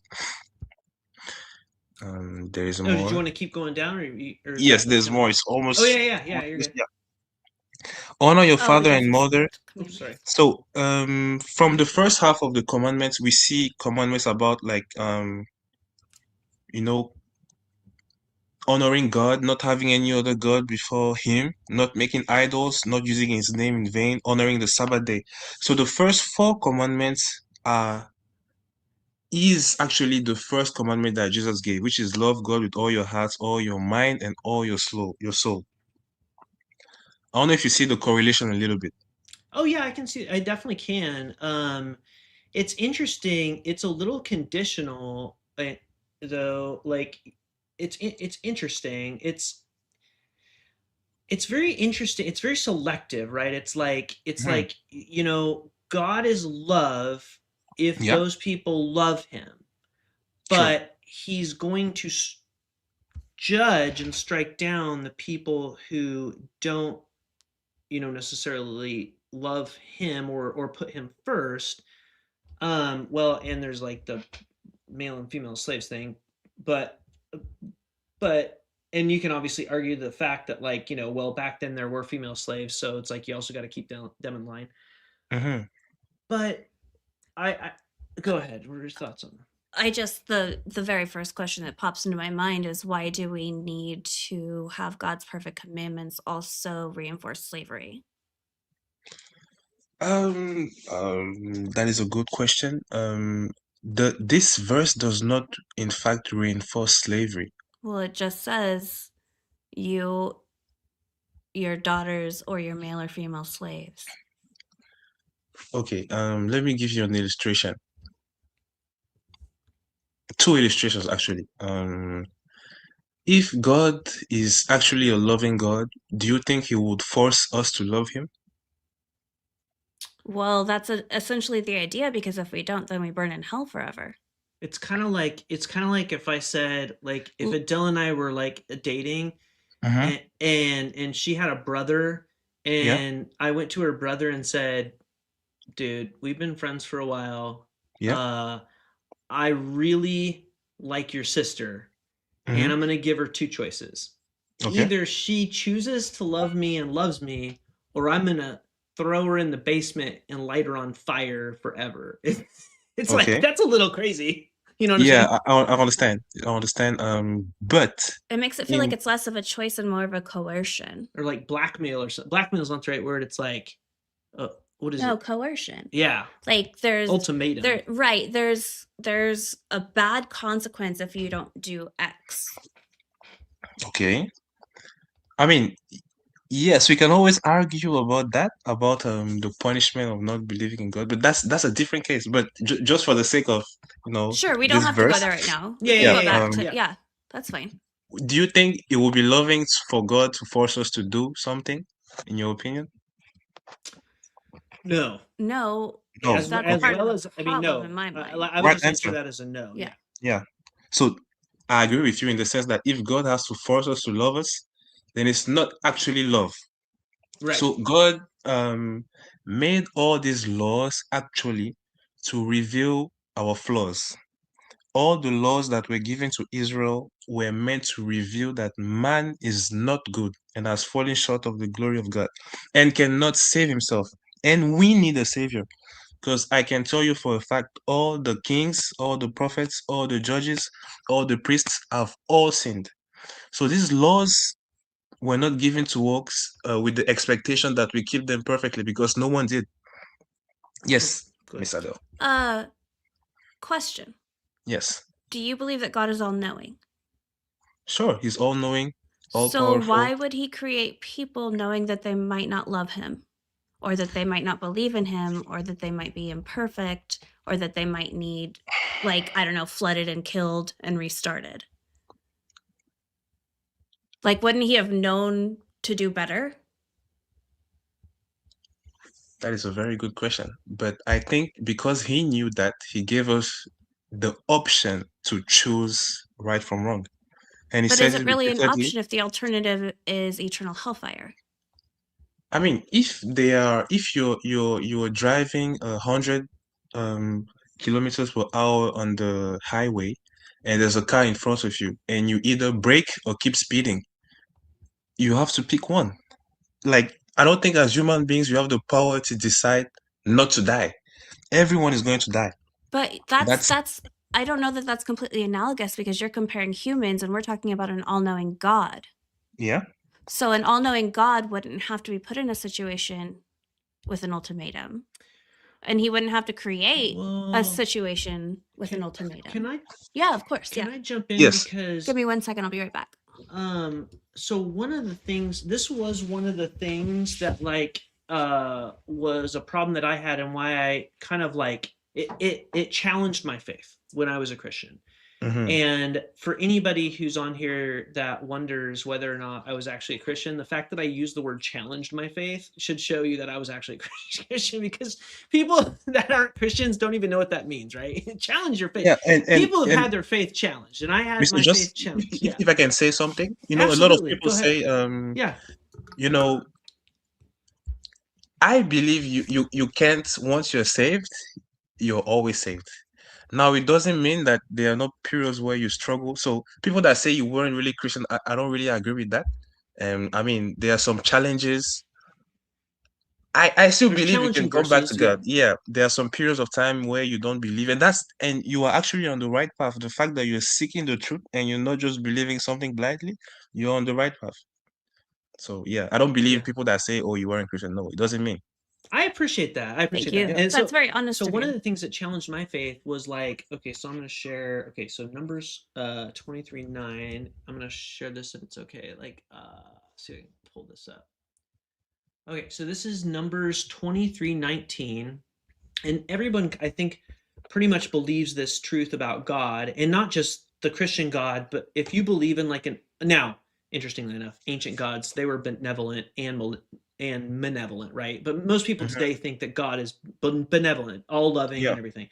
Yeah. So and all knowing, right? So to Adele's point, like this verse is perfect. It says God is not a human being that he should lie, or a Yeah. mortal that he should change his mind. Hmm. Has he promised and he will not do it? Has he Yeah. spoken and will he not fulfill it? So like this Yeah. is the like this is what I believe. Like I was like God, if God knows everything, future forward, future backwards, like Yeah. the way I looked, actually, a philosophical guy that I didn't even know like about before, but he like related it to a slice of bread, to a loaf of bread. It's like God Okay. knows the beginning of the bread and the end of the bread, and all the slices in between. You know what I mean? Like he knows everything. Yeah. But then the part that challenged me were some of these verses, like so Genesis 6:6, Hmm. where it said like the Lord was sorry that he made humans on the earth, and it grieved him to his heart. So this was, of course, before the flood. Hmm. So he saw that mankind was evil, Yeah. and he was sorry that he even made them. It's like, how is an all-knowing God? It's like, man, I really thought I was going to get it right this time. You know what I mean? Like, what are your thoughts on that? I'm just curious. Yeah, it's that's you bring in a very good argument in the sense that if God already knew it will happen, why is he reacting in this manner? Why does And he I have to think, react at all? yeah, that's one thing I think it's hard to comprehend is the fact that God isn't stoic, but God actually feels and how to put it in words. He actually um wow. Actually, just to say, my first language is French, so Oh no, you're doing Oh yeah, great. my goodness, yeah, yeah, you sound fantastic, and your English is excellent. yeah. So yeah, Wow, what's the word? Okay, God feels emotions as well. God is rejoices when he's we kind do of like good. interacting, like he's in. It's like he's above time, but he's Yeah, also interacting with time. exactly. You got it right perfectly. He can be angry, he can rejoice, he can be saddened. And here he says that he was saddened because man became evil. And But did the he not know fact that that would happen? yeah, that's a good question. But I would like to say, first of all, that the fact that he Then was saddened when it happened doesn't mean he didn't know that. it will happen. Only So like why the would he emotion create is us to different sadden from the him? Why knowledge wouldn't he of the. create us to not make him sad? That's the thing. Like God created us with a choice. If He created us without a choice, that will not be love. But our only choice is believe in him or hell. Not to get off topic, but I will say one thing that's interesting to me is that if if I if so so if you look in through the Bible at like the evolution of hell and eternal Mm-hmm. damnation, right? Which by the end of the New Testament, it is fully baked out where it is eternal hell. Yeah. I don't think that there's much argument there. But it did evolve, right? So in the Old Testament, it was like you died, you went to the sleepy place, and then it was slightly baked in the new, like the first part of the New Testament. Paul has some like thinking that the physical dead are going to raise, and Mm-hmm. then by Revelations, people are going in the eternal lake of fire with all the angels that fell from heaven in the book of Enoch. Yeah. um it did it definitely it evolved. Now you could say that it was just God revealed it over time, and that's totally fair. um but I just think it's interesting, like that God would God would punish a person, a finite being. Okay, so if I let's say I live to the age of 80, which my family's male history, Adele wants me to live to 180. But if I die at 80, He so always Yeah. tells me how I he's going to die I first, and I hate when he talks about it. let's say I live all the way to 80, right? And that's Yeah. like this long, right? Well, really, what I'm going to compare it to is like this long. And Yeah. I am unconvinced. Let's say I didn't ever choose God, so I was never once convinced, right? And Mm-hmm. I wasn't convinced Jesus was the savior, and then I die, and then I'm going to be burned alive forever. Like the hands go past the screen, right? You're burned for actual ever Mm-hmm. because you did something like this. I'm like, that is harsh. Like if my kids did something horrific, like horrific, I Yeah. might like be happy that they go to jail. I might Yeah. even be happy if it was like an atrocity. Maybe they have to go on like death row or something, or get the death Well, I penalty. mean, and that's a whole other debate. Let's not But even go there. Let's just right. say But I wouldn't light them on fire for all eternity. Like that's the I still opposite of think that love. any kind of punishment should have justification and Fit the fit the crime. crime. And if the crime is that you're not convinced, an infinitesimal suffering seems Pretty hardcore. Because here's the harsh. thing: like I didn't leave Christianity because I wanted to. It's not like I all of a sudden was like, I want to do something that the Bible tells me I can't do. Because honestly, when I was a Christian, I probably lived a less moral life than I technically do now, because when I was a Christian, it's like you always kind Mm. of want to test the boundaries a little bit, Yeah. But and I was a good person, and definitely a good person now. Like I'm a humanitarian, so I believe in helping people. And there's people out there that have lived amazingly wonderful lives that don't believe in Jesus, and they've lived Okay. like self-sacrificial, And the beautiful alternative, lives. I know plenty of people who are Christians that I think are wonderful people. And just because I don't agree with them doesn't mean I think that they're not living a beautiful life too. I don't think Right. that's mutually exclusive. Exactly. And But David seems like an incredible person. right, exactly. But it's just Mm-hmm. interesting that like and I wouldn't say the doctrine, the scripture says that if you don't believe, those who don't believe will get eternally, burned. It just seems like super harsh or something. I don't know. It's Yeah. kind of Yeah. You said a lot, and you sorry. Go make No, a yeah. ahead. lot of Yeah. sense. We'll No, turn no, you no. back over. Sorry. You make a lot of sense. I'm really enjoying this. What you're saying is very true. First, I think the first point was how can the punishment for such a short life on earth be eternal? It seems like a bit much. And Mhm. also the fact that they are good people. You don't have to be Christian to be a good person. Okay, I would like to speak on first the second part, on the being good part. If there is no reason to be good, why are you good? I love that question. So if there's no reason to be good, why am I good? I personally Actually, I'm gonna let Adele answer first. I'm Well, interested in your thoughts on is that. that okay if Yeah. I jump in? Sure, sure. Yeah, yeah, yeah. Um, are we talking about like what I think is good? Are we talking Yeah, about what I being a think is good person in moral? your own words, yeah. Okay. Why So do you be good if there is nothing at the end at death? Why must you put all that I extra would effort to be a good illustrate it person? with a counter question. Do I Okay. need to stab you for you to know you don't want to be stabbed? Do you need to stab me for me to know that I do not want to be stabbed? No, you Or do do not you need to stab. inherently know that that would be a bad thing? Yeah, I inherit. Oh wow. Yeah, you got it. Yeah, I know. Inherently, Yeah, right. You already know that you don't want that because you know that that would be bad. yeah. Okay? So based on my experience with other people in my life, Mm-hmm. based on my exposure to the world around me, and based on my genuine care for humanity. I care about the people in my life deeply. The people that know me personally would tell you they call me a collector for a reason. I make friends and bring them into my fold everywhere I go because I truly believe that humans are beautiful. I truly love Yeah. taking care of the people in my life. I don't attribute that to a God. I attribute that to the fact that I want to see the best for the people around me. Yeah. And I know that if it would be bad for me, it would be bad for those people. So, like, it's a Hmm. little bit the golden rule, but to me, it's almost too simple. Like, I don't need you to spill my blood to know I don't want to spill your blood. So essentially, you're saying you're good because you know how it feels to be good, or you know how it feels to be Both. bad. Like, I obviously, we've all experienced bad things. I don't have to experience every bad thing to know if it's bad or not. But I've experienced both good and bad. And I want to try to exert as much good to the people around me as I can.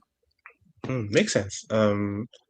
Just to put that in, you actually just said what Jesus said. You love your neighbor as yourself. So you do what you think is good to others. But I think that that was said by people before Jesus, to be fair. Yeah, I, Jesus was I, not the I, first to I say won't that. disagree with that. But now I have I another mean, question on the same point.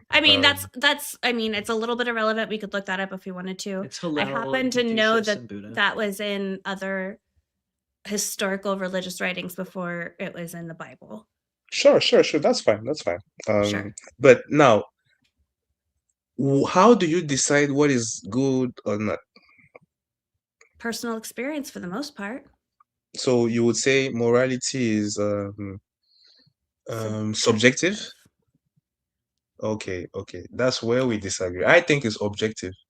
I think that So I would argue, where do you find the objective morals? from the one who created us with inner morals. So the God that says we can own slaves and stone women? No, that God didn't say to own slaves or to stone women. Well, I disagree with that. It's in the book. It is in the book. Yes, we didn't finish on that point. But it's part of the book. But actually, God never commanded us to have those things. He just Yes, he gave did. laws. Actually, he did. He did command to have slaves. Yes. And he told us Okay, how to I have them disagree a and how to little bit. treat them and how long to have them. Sure, he gave laws on how to handle Well, them. why didn't he just give us laws on why not to have them? That is a very good question because God worked with people in the time, and Why despite the didn't fact that, he knows better than that though, right? yes, he does, but despite the So fact that men are wicked, he I still worked with I them. mean, if we're still wicked, why is it different now than it was then? Like, if slavery is bad now, it should always have been bad, and he should always have said that. If he was a just and loving God, he would never have allowed it. God did not allow slavery. Yes, He he did. just gave laws around it. He commanded it. When you say he commanded it, how do you mean? Do you mean he gave laws around how to keep slaves, or he Yes. told people to make And he slaves? told them to do it. Really? Yeah. Actually, can you pull up a verse for us? Yeah, sure, sure, sure. Yeah, so okay, a couple things. Okay, hold on, I can try this one. Make sure I get the right verse here. Oops. So there's a couple spots. So I was actually going a whole different route. I was pulling up a verse where Jesus commanded them to stone to death children. But Oh. we'll go the slavery route first. We don't need to go every route. Yeah, I That's know what we there's have a Oh lot yeah, of for let's go tonight. the slavery Yeah. route first. Okay, Yeah, slavery yeah, route. yeah. That's There are what we were many, talking yeah, about. there are so This is many a good things. one. Right. Okay, so we'll start with this Oh, one. your screen is Yeah, I'm shared. gonna share her real quick. Um, can I can I throw this up? And I'm gonna make it really short.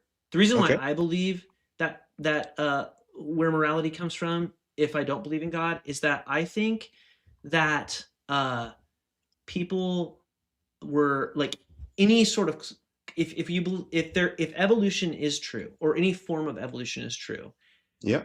certain types of animals, like herd animals, know that if they herd together, they protect themselves from predators. And if they help each other, even sometimes at the expense of their own selves, that other creature can help them. And so instinctually, I actually think that like helping other people is like an instinctual thing because it not only helps us, but it helps the herd. It's like a herd mentality almost.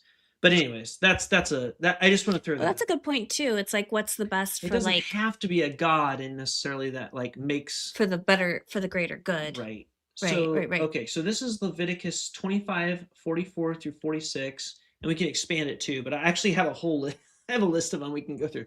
So this one says, so this is God. Now, so if you look at the ancient laws, so we're Mhm. talking about there's multiple actually. Yeah. There's like the Hittite laws. Okay. There's actually the Egyptians didn't really have this. The Hammurabi laws. There's Hmm. there's a bunch of them. If you line Yeah. them all up, they're very very similar. So like what's interesting, and to your point, which I agree with, you Yeah. said of the time, right? So like if you're talking to the people of the time, this is Not how you exactly. address it, right? I didn't say that it was slavery was right at the time. I just said that God gave the laws that you're about to present in order for the people that had slaves to handle the slaves. So Not But that it this was why right at the time. I still have a problem with that. I understand the apologetic, and I think that that's kind of the only way around it, but I don't necessarily agree with it. But is it okay if we read this and then Sure, dive sure. deeper Yeah, into yeah, that? sure, Yeah. yeah, Thank definitely. you. so this is Leviticus 25:44 through 46. Okay. There's more in Deuteronomy, but it says, "As for the male and female slaves whom you may have, Mm-hmm. it is from the nations around you that Mm-hmm. you may acquire." So it's not saying just the ones that you already have. And keep in Okay. How to mind, get more. this is after he's already saved them from Egypt as slaves. So it's like, Hmm. you guys were slaves, so this whole do unto others as you would have them do unto you thing was just not part of this verse. It was like, Sure. but by the way, if you acquire Mm-hmm. slaves, it is from the nations around them that you may acquire male and female slaves. You Mm-hmm. may also acquire them from among the aliens, the non Israelite people Mm-hmm. living with you, and from their families who are with you, Yeah. who have been born in your land. They Mm-hmm. may be your property. So it's not like they can come and work for you and, like, you can just give them food and shelter. No, they are your human property. And then it Mm-hmm. says you may keep them as a possession. So this is like owning a human. You can own a human, and by the way, and And then we're pass them down we're to your we're children. embarrassed to say that we're from the United States of America, and there were people in the 1800s that used this exact verse to justify the Atlantic slave trade, which is despicable in my opinion.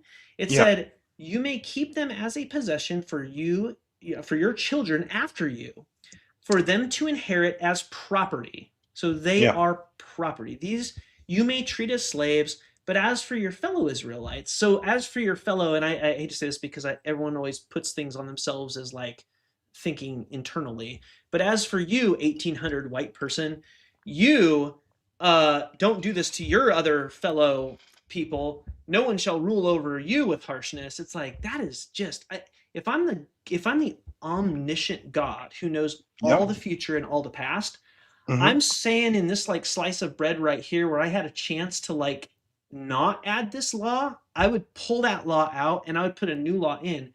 And what would be interesting is if I did that, if I added a law that was different then the Hammurabi laws, then the Hittite laws. And I said, oh, by the way, get rid of your slaves, set them free, and treat them as equals. If Yeah. I was God, that's what I would do. And that's my view of Jesus. If Jesus was really God, Hmm. he would have said something different than this. That's why I just don't reconcile the Holy Trinity thing, because I just don't feel like Jesus and God are the same person.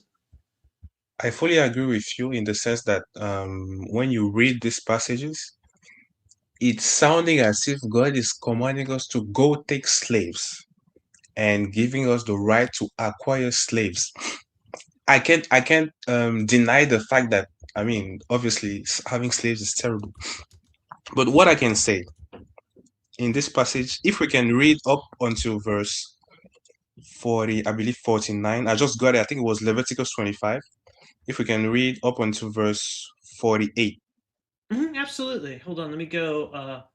Leviticus 44 through 48. Let me go up to 48.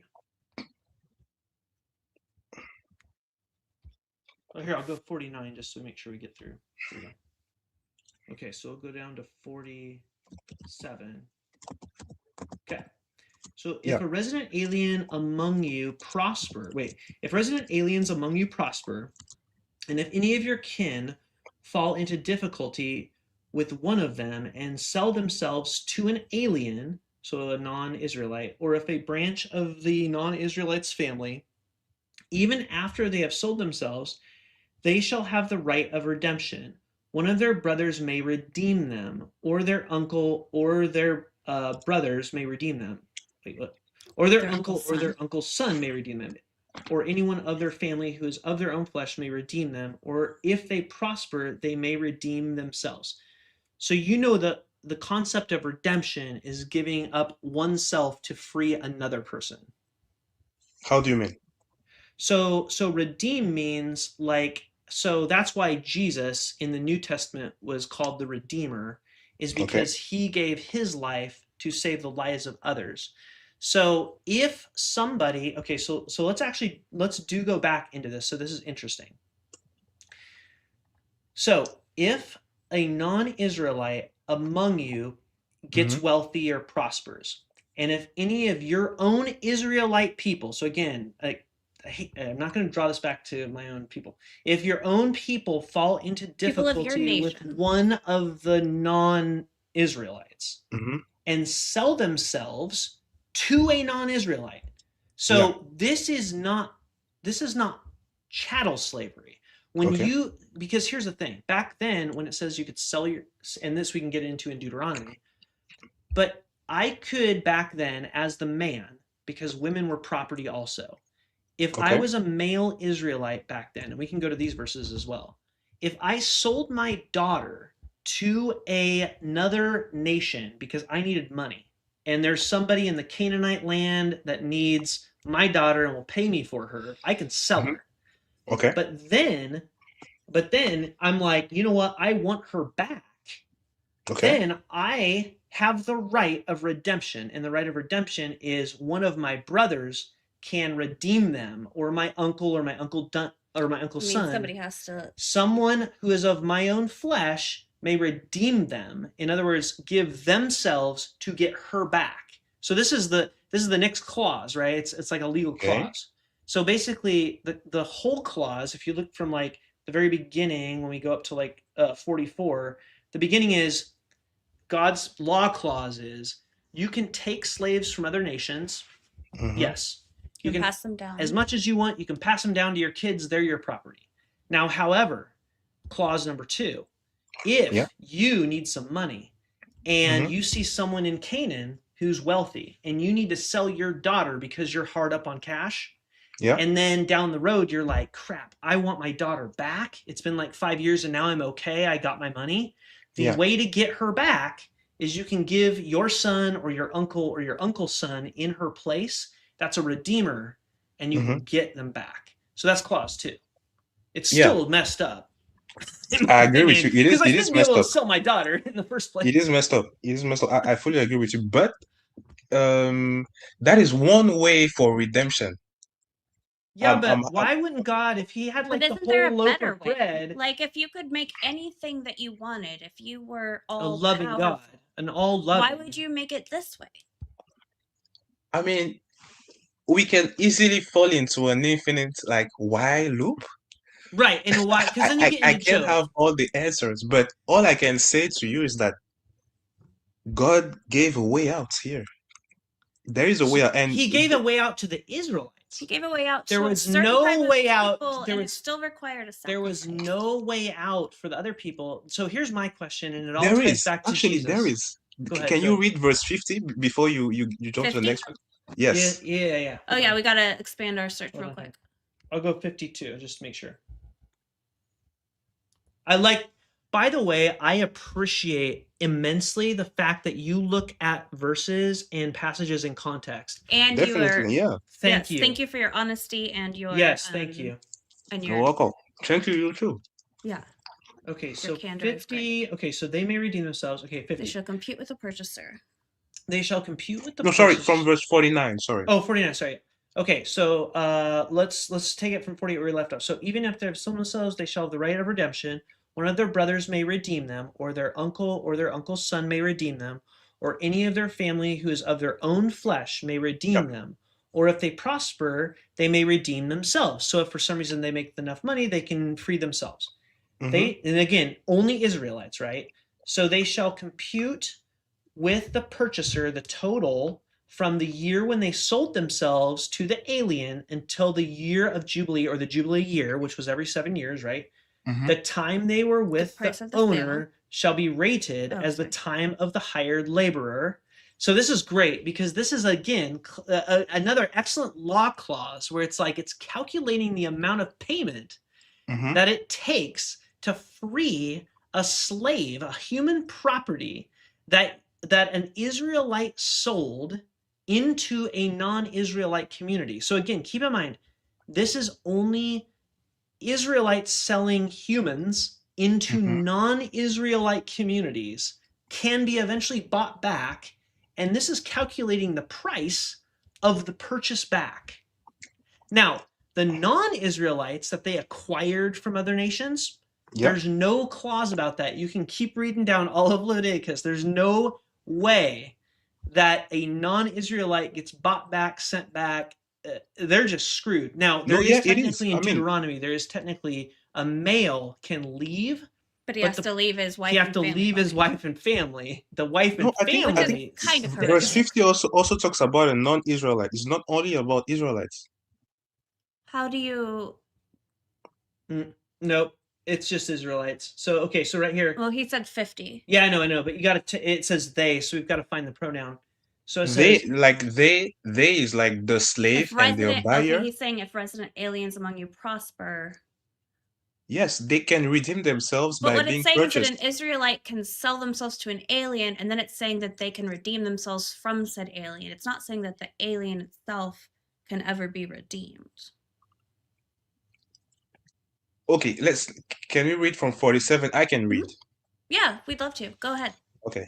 If a foreigner residing among you becomes rich, and any of your fellow Israelites become poor and sell themselves to the foreigner or to a member of the foreigner's clan, they retain the right of redemption after they have sold themselves. One of their relatives may redeem them. An uncle or cousin or any blood relatives in their clan may redeem them. Or if they prosper, they may redeem themselves. They and their buyer are to count the time from the year they sold themselves up to the year of Jubilee. The price for their release is to be based on the rates paid to a hired worker for that number of years. can I pause right there because we're still just talking about the Israelite that got sold. We're not talking about the person that was acquired by the Israelites. And you can go back up to 48. Right here it says, or 47. If your kin falls into difficulty and has to sell themselves to an alien, right? We're talking about once the they kin. become prosperous again, they can redeem themselves. This doesn't talk about anyone outside of So again, Israelite. if you're a special chosen people that only God chose, so out of the entire earth, God chose like a little, let's say, pick a country, France. God chose France. And French people, if you sell one of your children to a foreigner, you may, through these laws and through this cost calculation, purchase your child back. That's cool. But it Yeah. doesn't say anything. In fact, it goes against if you, France, acquire, and sorry, French people, if there's any French people on the line, I'm not picking on He just said you. his native language was French. Damn it. Sorry. I should have used a different country. No problem. That's fine. Canada. Sorry, Canada. Canadians. If there's anyone from Canada that like acquires someone from the United States, those United States people are just stuck. Like there's no law to get them back but this is about your native kin because God chose Canada. Now, Yeah. I don't know how you determine. Now, this would be outside of the biblical because we can slice and dice the Bible. Right. But outside of that, why did God choose Israel? It's a tiny little, like, it's a blip on a map back then. It's like, why did God chose this tiny little country and say, you're the one, everyone around you, you can genocide.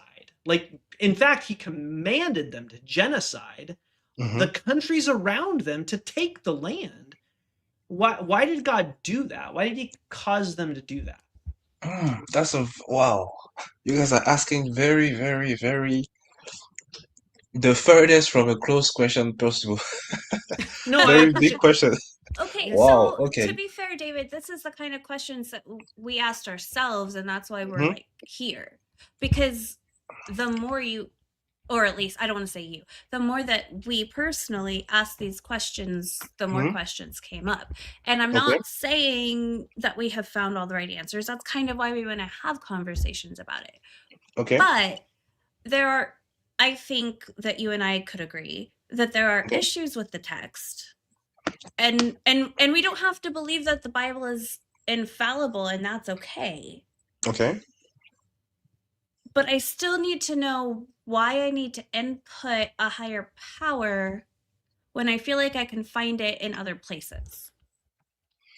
You can find what in other places. The reason to live, the reason to care for other people, the reason to take care of my family. I don't necessarily see a need for a God that threatens me with eternal hellfire. Okay. I think we discussed so many things. We have, But and we can cut it here. sorry. Like, No, it's fine, it's fine. I will answer your question. I was gonna say that there's so many things we're discussing. I think we went to the commandments. We're speaking about we how have been all over Jesus's the place, laws and were I hope similar. that we get a But chance to talk but again. I know we no, can't talk that's fine. forever tonight, and I That's have fine, no yeah. idea what time it is where you are, and I'm not cutting you off. I'm just saying, even if we don't get to everything that we've brought up, I hope we get a chance to talk again because this has been Yeah.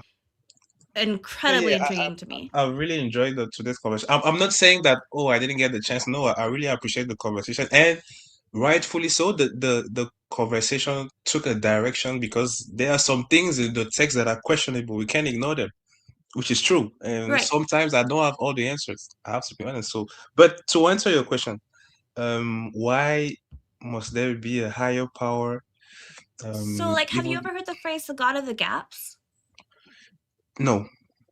So, the idea behind that phrase is that because you don't know the answer to something, you just kind of insert God.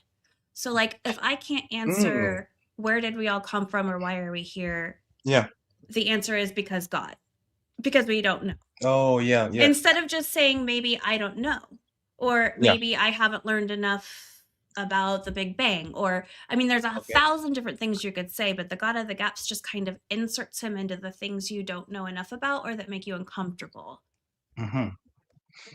And so I'm kind of just trying to like pick at that a little bit to say, why does it have to be God, even if I we don't know agree the with you. Yeah. answer? Yeah, I agree with you, but the problem now is all the answers I will give you are from the Bible, and I'm not sure you, I mean, you are out there like you're gonna believe me, but I will still give them to you. That's Um, okay. Well, here's the thing. Okay, if you don't believe the Bible is infallible, if you admit that there are faults in it, or if you admit that there are things that are tough, then mhm. how do you know which parts you do believe in and where do you draw the distinctions? Wow, that's another question. Okay, can I answer the first question? I will answer Yes. this one. No problem. I can speak all day long about this. I'm fine. The first question, why look for God if you can find the meaning for life in other things? The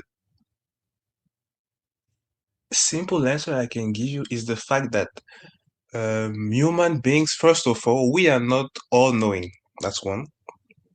We are not all powerful. That's two. And we are not um, omnipresent. We are not everywhere at the same time. We have a limited time on Earth, like Mr. Josh said, and we have something to do. We were born for a reason. I think in the beginning I was asking questions about science, and science says that energy is neither created nor destroyed. That's Yeah, I would science, agree with that. apart from the Bible. So people that believe there is no God and you know, the world just came from nothing, there was a Big Bang all of a sudden. I mean, the Big Bang does not contradict exactly God because I would argue that I don't believe the Big Bang says that everything came from nothing.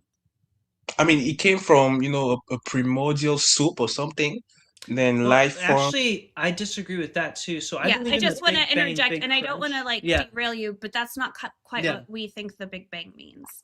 Okay, So can you just give to me in a clarify, nutshell our what belief the in the Big Big Bang is? Bang is that there has just been an eternal like big crunch, an expansion. And when a person says that, how can the universe have existed forever? I would say, how could God exist forever?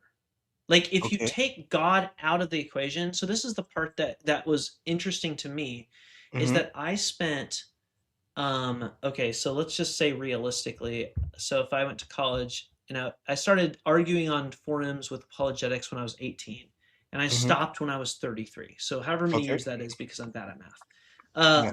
I spent that many years arguing about why there's a God Okay. and why all these things that show that there probably isn't a God, Mm-hmm. or that there isn't, or that the Christian God is not real, Mm-hmm. are wrong. And I spent all that time. And then the second I removed that from the equation and I said to myself, well, wait a minute, what if there wasn't a God? All of a Yeah. sudden it was like, whoa, all of my problems went away. Now there weren't, I can't say all of them because I can't tell you what happened before the Big Bang because no one can see past it. We can see that there probably was a Big Bang. And I'm not a physicist, I'm not an astrologist. I'm not going to go into that because I'm not that smart. Mm-hmm. But as best as we know, we can't see past the bang. But if the world is like or if the universe is continually expanding, contracting, banging because it expands, contracts, and constantly is doing this, like why is this different than believing in eternal God? Like, what is the difference between believing that the universe was eternal And we did versus believing in a derail him. God? He was on a path, and I just wanted to Oh clarify yeah, that we sorry. don't believe that the Big Bang means everything came from nothing all at once. Right, exactly. Okay. Good point. So we can pin that. If you can remember your train of thought, I'd like to get back to it. Yeah, that was my. Yeah, yeah, yeah. You were. I think you asked one question, then you asked another one. The first one was I why did. find God? If you can find me in Why other things. insert God if it could be anything? Yeah, and the second question, what was it? I'm also gonna answer if I can. Let me see if I can remember because now you took Sorry, us on I a didn't mean tangent. to derail. Yeah, Did not mean maybe to derail. as I think I can remember it. It was Um, oh, I don't know. We might have lost it, David. yeah. No, I mean that's fine. That's But fine. You know, what I was trying to say is, it yeah. seems to me like Mr. Josh doesn't believe there is a God.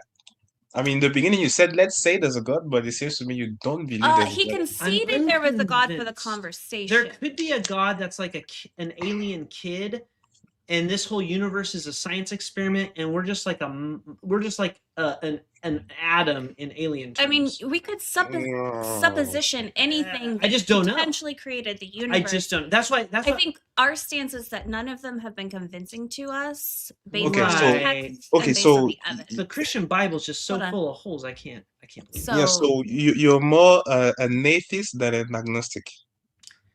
at this At point, this point, Okay, no. okay. Yeah, I would say. Well, that makes sense. And I don't have any proof to give to you that will I mean that will convince you that there's a God. I haven't seen God. And I Well, haven't had any supernatural encounter with God that I can tell you I saw Jesus Christ, he came to my room. No, and you know what, David? Even if you did, why would that convince us more than anyone who had a supernatural encounter with Allah? that's a good Like, would question. that convince you, or Muhammad, And I or can say that to that I can say the spiritual realm is real. And but they can't all demons, be real. they can't all be real, exactly. And demons can also appear to humans in the form of angels. Spirits can, I don't know if you know a little bit about necromancy, like people communicating with the Hmm. dead. It's even in the Bible. Yeah, And sure. I think The I Witch can't of remember Endor. exactly. Yeah, Sorry? the Witch of Endor with Saul, where Saul Exactly. actually And brings up I think the spirit, I think it was the spirit of Nathan. Samuel, yeah, Yeah, was talking to him. But actually, we understand that that spirit talking wasn't actually Samuel, but it was a spirit of darkness. But the tricky part is the spirit of darkness didn't lie. The spirit of darkness said the truth. But the problem was that that's a whole different story. That's a whole but different the story. question is, what if it's just a story? What if it's just a story? Good question. Good question. I mean, I might interject here, David. I've yeah. loved our conversation. We have actually another person in our queue named David that's been waiting a There's really long another time. David. Yes. Oh wow. So if I can say, we don't have a set schedule yet, but if you don't mind following our channel, we'd love to talk to you again. Oh If you yeah, see for us sure. live Sure. again, David, Thank you this has been for the so questions pleasant. You've been amazing. I've enjoyed so your much. perspective. But we're going to move on to the other David just to try to get another conversation before we have to go. No problem. No problem. Thank You're you so amazing. much. I Thank Thank will you. you follow so you much. if I see you on the live again. I'll if I have time. And please I'll feel free, like, you may not want to support our channel, but if you did like our conversation and you subscribe and you see that Yeah. we're live, we'd love to talk to you. Absolutely. Sure. No problem. I'll Thank go you, make friend. some Thank you so researches much, and and take come back. care. Thank you. All right, thanks. All right, awesome. Big W, David. Big W, David, and new David. And we Hopefully have you're a a new big W David. too. Yes. And the new David that I'm going to bring in, and then I'm going to sneak away to the restroom. Okay. So Leave me by myself. Leave you by yourself. I don't have the Bible on my. Oh, that's okay. New David, David 2, David part 2. Hey. Are you over 18? Yes, I am. Yeah. Okay. And do you believe in a deity? Yeah, I'm a Christian. Yeah. Okay, awesome. And by the way, awesome for saying that you're just a Christian. Sometimes we get people that like dodge that whole conversation. It's like, no, man, just tell us who you believe in. Thank you for waiting. Thank you for waiting out that Oh, no conversation. rush. We were just really having a good time with our other friend. The other David, right? Yes. Other David. It's David Not night. to make you I am jealous. David Jr. now. You're not other David. You're just the next David. Yeah, and I'm That's coming right. right back. There's no juniors. There's no number I just wanted. two. Well, I guess you can hear me come back, but I was just scrolling through YouTube, and you guys are a lovely couple. It was Well, a thank great you, hearing and guys thank chat you for today. joining. Thought it was We cool. really appreciate that. So, I don't have. He's kind of the Bible guy. Sure. I'm kind of the. I don't know what you call me. You have great points. I mean, Thank you. I appreciate it. But I mean, if you just want to start with some small talk, tell me a little bit about what you think. Tell me a little about why you believe. If you just want to start, just Sure. kind of a conversationally, and then we can go from there. Sure. I think, gosh, it's a lot of points, but I think for me, I kind of feel like you guys are kind of, well, I guess it goes in your title there, inquiry couple, but I was just digging and searching for a while, and I kind of put different kind of religions to a test, even the thought of just kind of those gaps. I know you were talking about God of the gaps. Yeah. But, So I don't mean to interrupt you. I just Yeah. want to ask, like, were you searching for like content to talk to, or were you searching just in general? Like, what do you mean you were searching? I had some people ask me if God existed, and I think Okay. I was agnostic at the time, and I was on a rampage to figure out if God existed, because if he did, I was like, I'm gonna really do this. If not, don't bother Sure. me with your grape juice and wafers. And all that stuff. Then right. Why am I eating these wafers? Yeah, Yeah. I got something better to do on a Sunday. So, but it really just kept coming back to Jesus, and even outside of Christianity, it he's kind of has some polarization in some of these major religions, but like, why is that? And then digging into like the history, even people that didn't believe in Jesus in his era, like I don't know, like even let's say, I hate to do politics here, but and let's say Trump said something outrageous and he's like, I'm God. And then you have someone of Has he someone not of course essentially said that?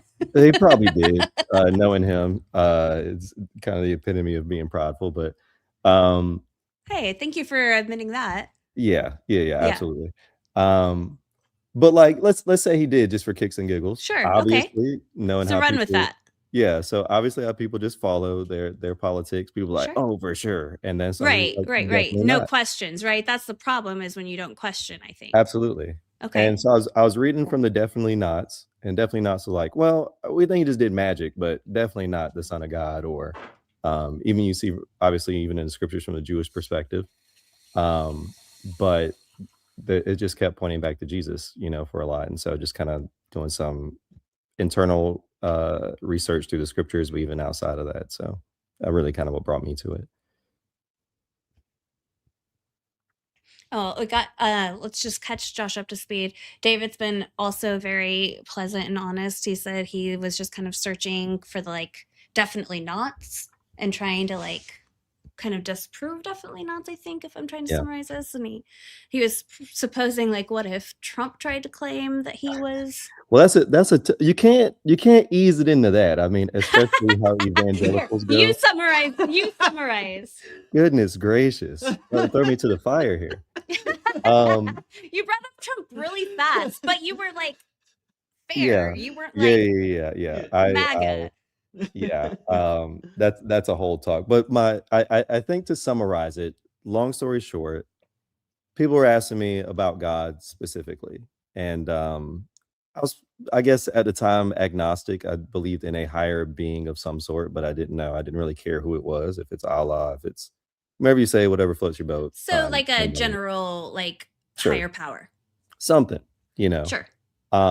And I couldn't attribute that to anything outside of the time other than the gut feeling, which isn't much weight. But I wasn't really exercising a lot on things like your Big Bang Theory, morality, all that fun stuff. I was a college kid. I wasn't worried about that. And so, but I was given an example of what I researched is internally through the scriptures and some of these other religions that ironically at some point for some of them still kind of reference to Jesus. And then even some of these historians at the time who didn't really believe Jesus was God, but they believed in his existence. They're like, Sure. hey, he's not God, probably did some magic, some weird stuff, but not the thing. And so then I brought up the comparison to a Trump. I was just as a connector of let's say Trump say something outrageous, but probably not so outrageous for him. Be like, hey, I'm God. And then you would have some people be like, oh yeah, for sure. Yeah. All the red hats. Oh on. yeah, They're absolutely. like, yeah, he definitely is. He's the savior of America and the world. And but then you have anyone else be like, definitely not. This man's crazy. Any hopefully you would say rational person. Yeah. And Yeah. so, but it gave a little bit of weight of even digging into well, the people that said no, they're like, yeah, he's not God, but he did some magic. It was like, well, hold on. What's that about? And so that's basically got me to the point. So then you jumped in, and then I became a Trump lover once you. No, I never called you a Trump lover. I said you brought him up, but you were not a MAGA. Yeah. No, I apologize if it came off that way. So No, yeah, it's okay. fine. No. So I'm up to speed. So you're thinking so you're kind of at the point where you're like, it was Jesus so what convinced you that Jesus was the one then? If there was if it could have been because there's been cult leaders, Oh, absolutely. and the disadvantage of modern cult leaders is filmed footage, right? So it's modern cult leaders like Jim Jones, the Yes. David Koresh, the Doe and T from the Haley's or Hale Bop thing. Yeah. We all know now that that's not good because we've got footage of that. But what if there was followers of those people that lived? Because here's the crazy thing, not to get on a tangent, if there's a Hale Bop documentary, and the crazy thing is, and I shouldn't say crazy because they're not crazy, nobody's crazy, but the interesting thing is that the people that they interviewed still believe in it. Oh, absolutely. They're we shouldn't have left. And so those are the people that would have wrote the Gospels. It's It's like, yeah, all of our friends committed suicide and died, and we got cast out before we did. We should have, and they were literally on camera. It's like on Netflix. They were like on camera saying our biggest regret is we didn't do it. Mm-hmm. Like, what's, you know, it's interesting. Well, that's the interesting part. It's so funny you say that. That was part of the reason why I wanted to research it so hard, because like I don't want to be that guy. Because it's very fascinating. You see things like Jim Jones and some of the people that survived are able to tell it. They're like, well, there's something's kind of weird, but we're locked on this island here. And it seemed all great. Everything seemed like Sure. roses and blah, blah, blah, and all that stuff.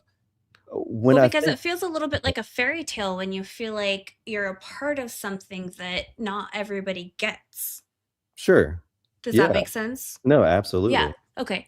I think people, I would say for all time, but I would, in this instance, I just rush back to this Roman era, to even modern day. I mean, same thing happens with 9/11, all the stuff, right? Like they believe that people are willing to die for their faith, Yeah. right?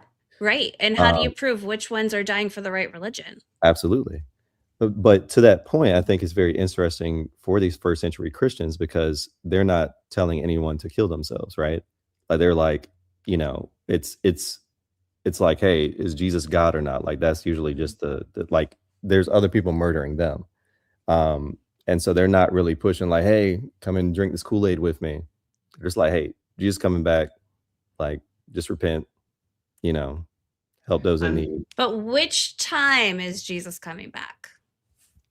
Is it the time when Paul said, don't get married because Jesus is coming right now? Or is it like one of the many I see what you're times? saying. I was trying to see how it connected to the belief. I mean, obviously in the scriptures constantly, they're like, hey, he's coming soon. Right. He's coming soon. He's coming soon. And you could say, well, what's the interpretation of that? Because if it was coming soon, he should have come 2,000 years ago at least. And so, but it's also the points where it's talking in scripture of like, I think it's in 2 Peter, it's talking about, let's pull it up, because I know you guys had Bible Gateway. We can pull. What do you want us to pull up? 2 Peter. I can't remember, 2 Peter or 1 Peter. I need the paper Bible. It's you got one. We've got one right here if you want us to look at it too. No, it's just actually, can I hold this up real quick? Because we have someone in the chat saying that we don't read the Bible. Jody, those are my sticky tabs. Jody, we read the Bible all the time. And that's just my tabbed one, not my study Bible. This is our study Bible. This is our So yeah, we read the Bible literally for fun. Yeah. There you go. Sorry, that was just a tangent. If you want us to pull up a paper Bible to help you find your verse, we would love to. In my opinion, it is the best piece of literature ever written. In my opinion, the Bible is the best piece of literature ever written. Really? I'd stand by that. Well, I mean, I'm biased though, because I was also raised as a Christian and I read it over and over and over. So to me, I'm biased. But I see the genius of it. I mean, it's brilliant. It's brilliant. Yeah. In my opinion. Well, and that's not to say that there aren't good stories in it, and it's not even to say that there aren't good teachings in it. I think that there's a lot wrong with it, but that's a tangent from the conversation we were going down. You had something in mind. It was either 1st or 2nd Peter. It was. I want to make sure we get back to that. It's the only thing I was looking for a verse is basically saying like 1,000 days or a day to the Lord is like 1,000 years. It's 1 Peter. So the thing that I wonder is like, is it close according to what God says? It just throws out all these theories, but it's like obviously that didn't happen. But that threw me off of the initial point I was making before, like, is he coming back soon? We were talking about apostles. Well, and the nice thing I will say, so Adele had mentioned, like, is Jesus coming back now? Right, but he was saying that kind of got us on a tangent from what he was trying to talk about. I think I can tie this together. So the verse that you're looking for, and everyone knows it because it's one of those verses in the Bible, where it linchpins so many things. So creationists can say that, well, the earth looks 4.5 billion years old, but a day of the Lord is like 1,000 years. So maybe every day of creation was 1,000 years, and maybe 1,000 years was a metaphor for 1 billion years. And that's okay. Yeah. That's okay. And then they can also use that verse to say, well, maybe they mean he's coming back. But let's take a look at those verses because I have some of them pulled up real quick. Okay. Maybe. Let me see if I did this right. Oh boy. And I'm discovering this with you real quick because I had some notes from this. So I realized that this is impractical for the internet Sure. because I But can then, hold this but up to the then, camera. but then on Right, the yeah. flip We side, can't like it's Doesn't harder to share preach that online text, because but we it's can a maybe try book, to find one Hold and on, I then can yeah. find this on right? Bible Gateway. Okay, hold on. Okay. So this is and I definitely always want people to see where I'm pulling this from so they can look for themselves. Okay. This is Matthew 16, 27 through 28. Okay. And you got us on this tangent, but I think it's a great tangent. Okay. Well, and if this is too much of a tangent, I do want to make sure we get back to David's original point, but let's read this and see if it helps connect it or Yeah, if no, we you're good. need to start back over. Yeah, because I do appreciate David's like philosophy on things here. Okay, Matthew 16, 27 says, For the Son of Man is to come with his angels in the glory of his Father, and then he will repay everyone from what has been done. Truly I tell you, there are some standing here, so physically standing here, that will I'm saying this from memory. God, I had to memorize this. There are some standing here who will not taste death. I was actually pretty close. Before they see the Son of Man coming in his kingdom. So, okay, that's one. Let's just read through a few others before we make a judgment here. Go, unless you have something to jump in and ask. No. This is James 5:8. You must also be patient, strengthen your hearts, for the coming of the Lord is near. Now, that could mean anything. If a day of the Lord's like 1,000 years, it's been 2,000 years, that's 2 days. I would say First Peter negates that one. That could be 2 days to God. That one's me. I'd say. I found the passage, by the way. But I Okay, think okay. Yeah. What is Do you it? want us to pull it up? Well, it's yeah, Second hold on. I'll save Peter this one. chapter 3. I didn't want to cut you off. I was just No, you're you're good. good. You from my said own Second Peter ADHD chapter brain. What is 3? Second Peter? Dang it, I was off. Second Peter 3. What?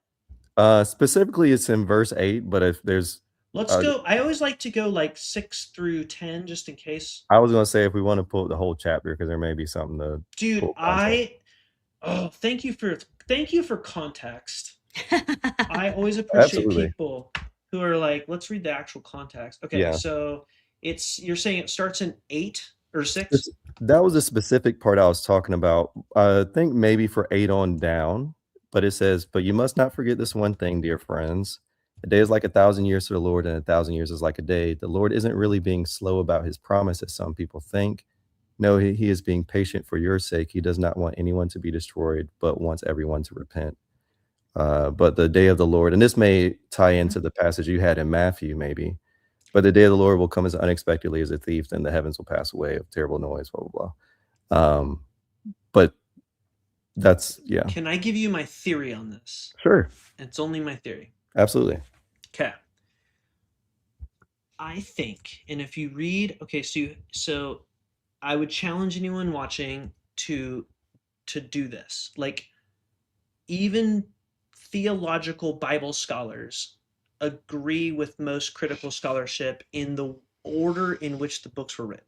Okay, so we know that First Peter didn't come, or Second Peter didn't come before Mark. Like, even like the most fundamental Christian scholars believe that.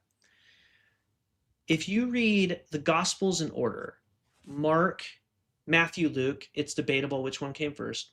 John, right? Before all of those were Paul, and then the pseudo-Pauline letters, which includes like Timothy, Peter, and those other letters.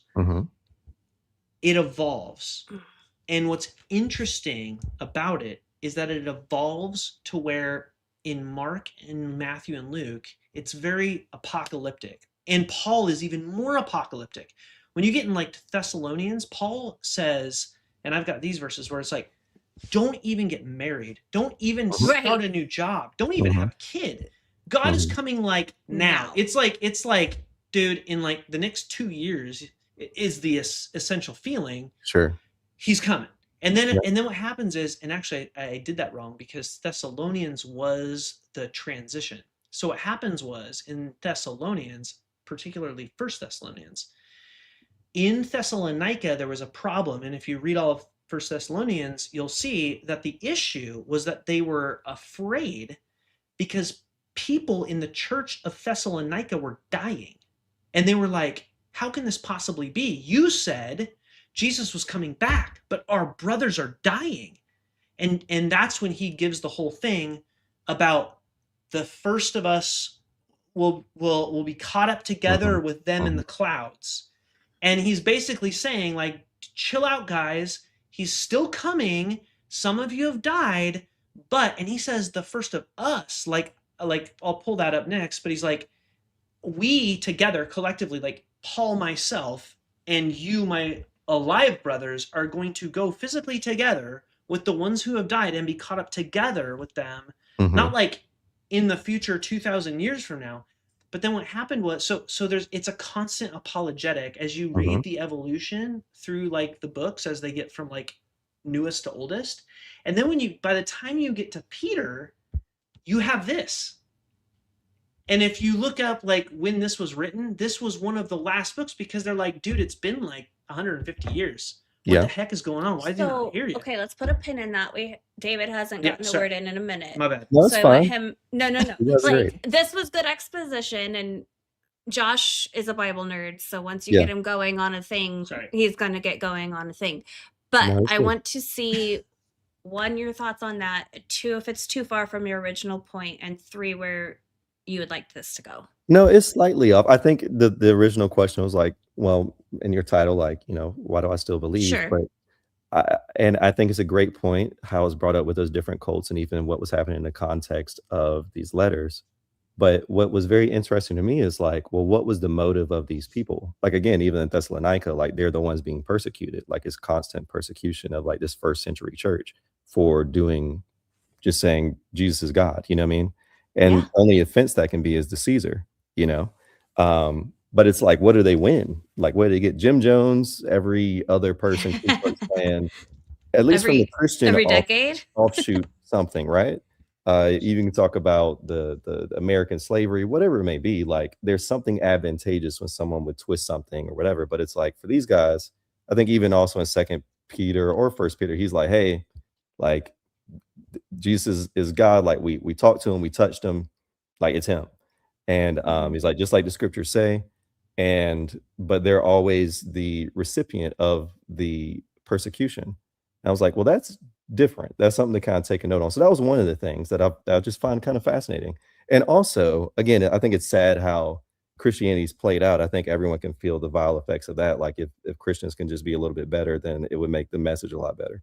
But like, that's a meaningful concession. yeah, but like first century Christians is like, what were they doing wrong? Well, to be fair, even in the letters, you know, you read First Corinthians, guys like, hey, stop sleeping with your stepmom. What's wrong with you? You know, but like, it's like, good rule. But in general, like it's bringing massive levels of charity and equalization, you know, and humanity, you know. So it's like that for that era, but it's like they're not out persecuting people. You know, it's just like, hey, this Jesus is coming back. And then Nero, who's already off his rocker, be like, hey, I'm gonna go ahead and just burn him. And you know, but it's like, why? You know? So that was one of the things. So I think No, it's that's a helpful. good. I think that's good. Go ahead. No, you go. Well, I feel like I've been popping off. no, I think that's a, so if you look at the like course of history, Mm-hmm. there are a lot of people that have died for a cause. Mm-hmm. Right. Absolutely. And they believed in the cause. And like even like the Haley's Comet people, right? They like go on this documentary and they're like, I don't want to say they're making a fool out of themselves because they truly believe what they believe, but they're like, would they die for it? Maybe. But there's a lot of people that have died for Muhammad. Does that make Islam correct? Like anybody who died for Vishnu, does that make Hinduism correct? Like, or you know what I mean? Like it's like all of these people who have thrown themselves at a cause because they truly believed it. I'm biased because like my family was very zealous, and Mm-hmm. man, if pick a cause, my father would have thrown himself to death over it. It doesn't Yeah. matter. Like Yeah. and it takes a special person to really like go there. But Yeah. then the problem is when you get a bunch of people that come together about it, you almost get like a mob. And then when The like a mob leader mentality. does it, and then you're like, well, hell, then I want to go with the leader. I mean, you get like, it's just human nature. Well, sometimes there's just like such an overwhelming sense of, I don't know, like excitement and belonging. Yeah. And not enough I think I Paul don't know. really believed. I think if it wasn't for after Paul, he hit his head. after he bonked his head after he fell off the donkey, Yep. I think that I truly David's believe, here for that one. I Right. truly believe that Paul believed, just like David Koresh believed. And I'm not actually sure if I'm supposed to say this, so actually I won't say this.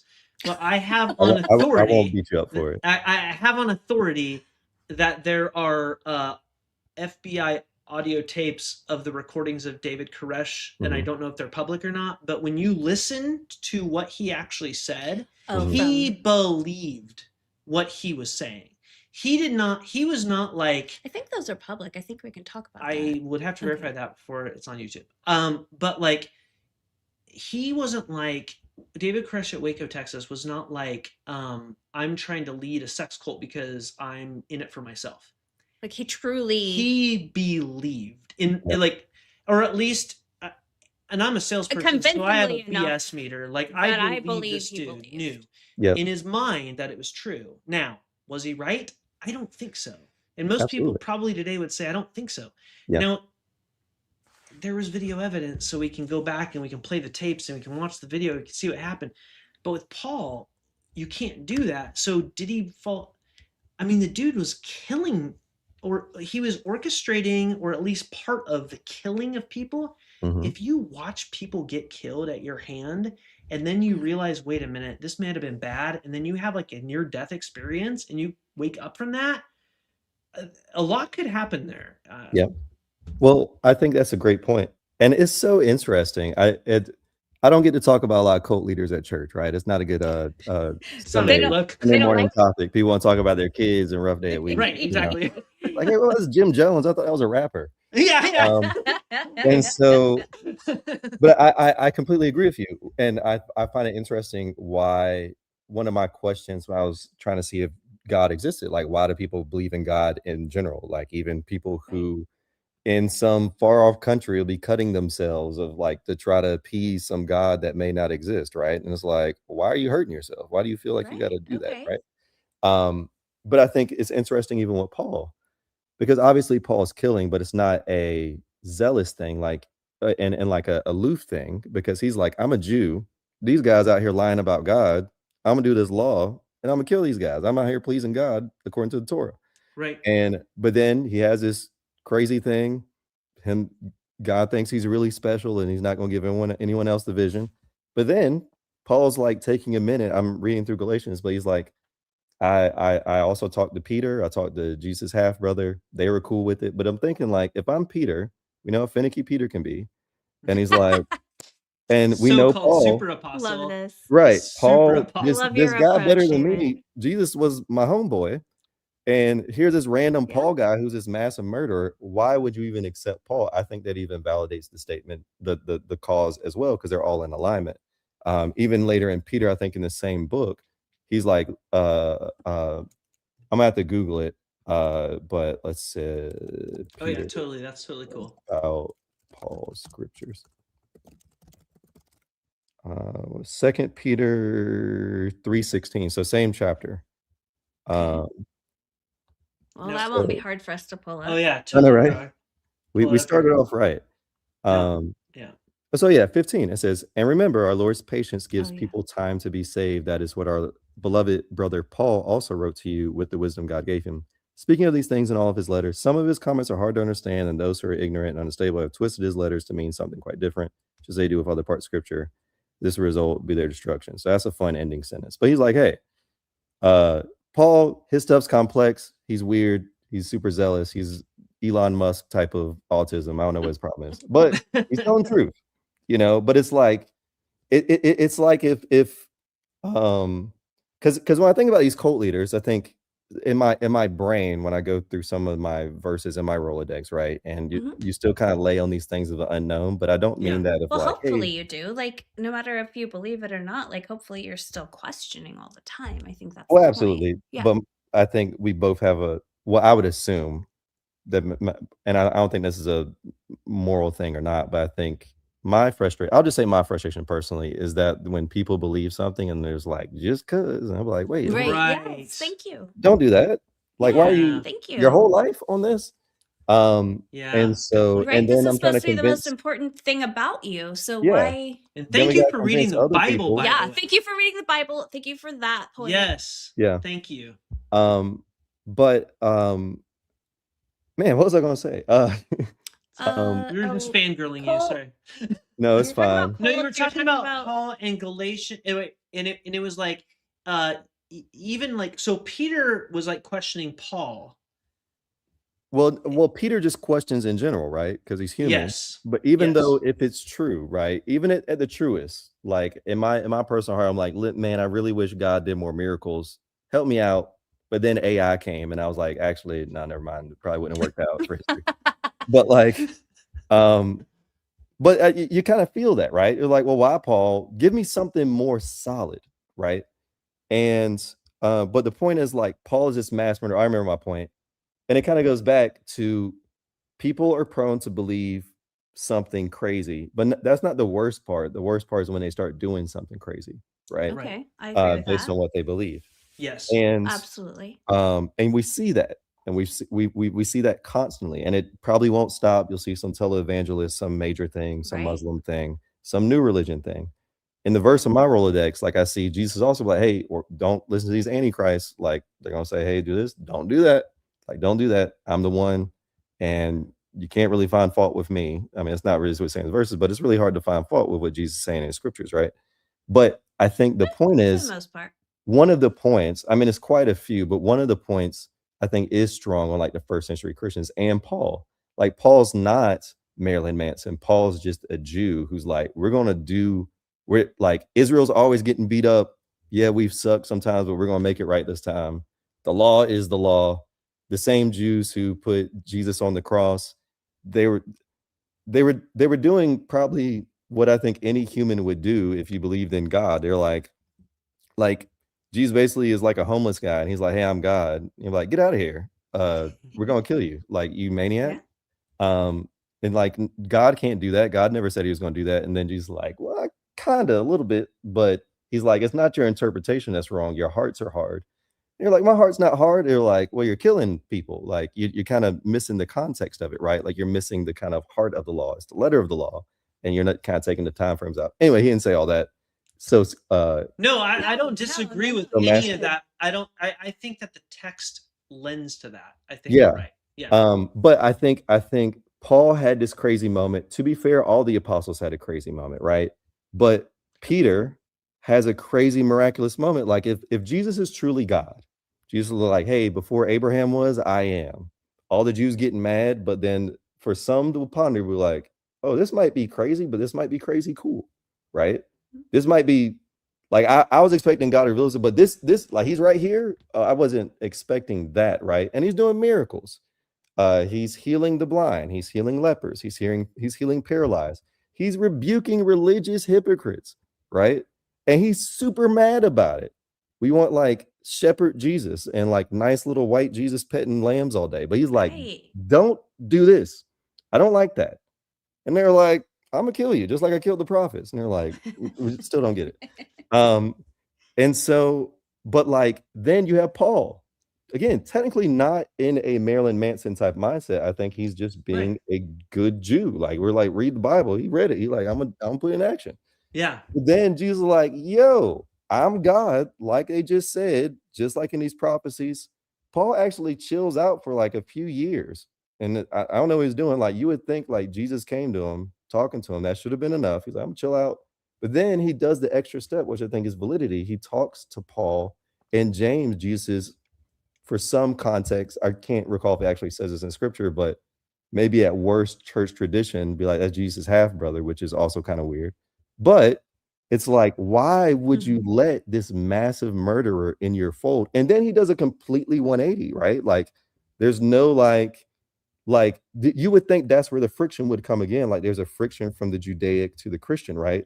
Then the friction definitely should be like, Jesus just rose from the dead. Get Paul out of here.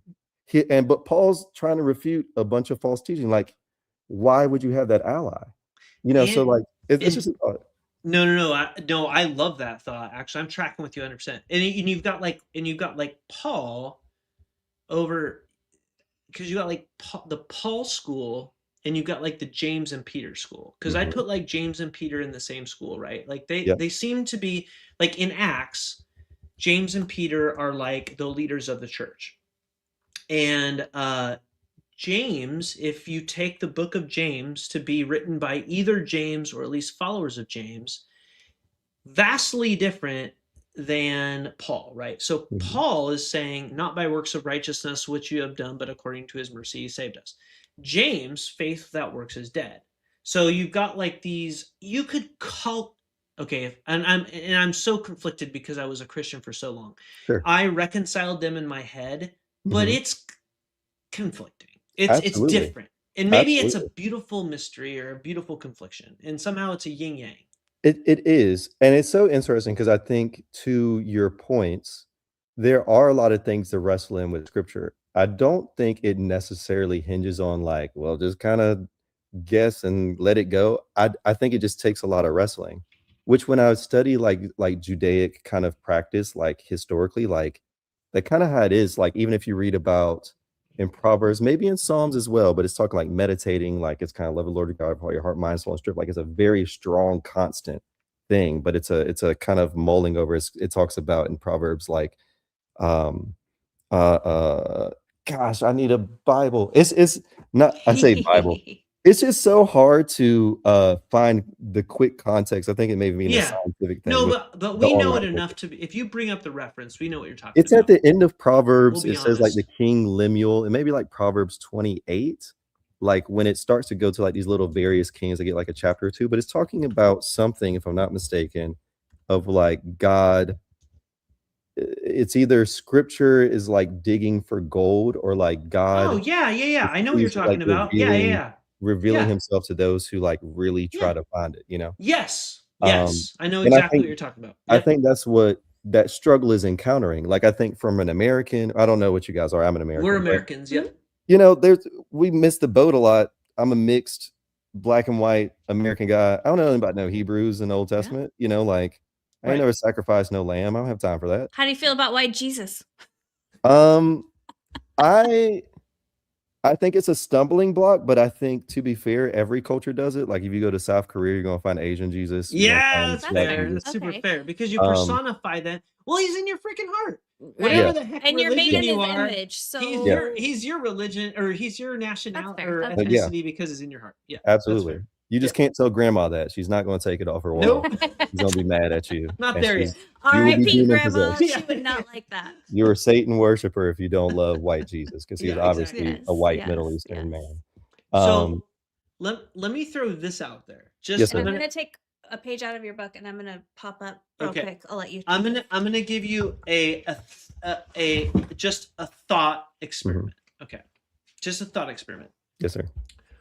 What if? What if? Okay, what if Jesus, and this could be totally wrong, but I would challenge you to read the books of the New Testament in Mhm. order, like Chronological? first and yeah, but by the way that they were written. So like Okay. First, Second Peter towards the end, Mark, or actually Paul letters, the seven true Pauline letters, and even like again fundamental theologian scholars agree Mhm. that there are seven letters based off of the writing style that were written by Paul. Mhm. There were ones that were called pseudo Pauline that were written after the Gospels.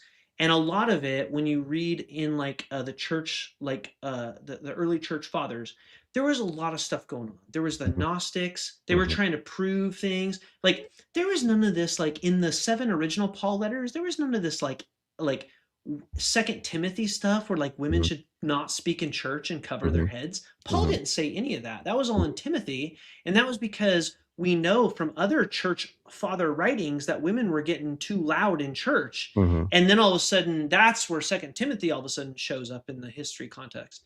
So if you look at like the books of the New Testament and you read them and really read them in their own context, and it's really hard because when you read Mark for the first time and erase Matthew, Luke, and John from your brain, but just read Mark, it's first of all one of the greatest books ever written. It's amazing. And by the way, that part where it cuts off and says this is not found in the original manuscripts, stop there because it's a way better book, and then read about why it wasn't in the original manuscripts or why it probably wasn't, right? Yep.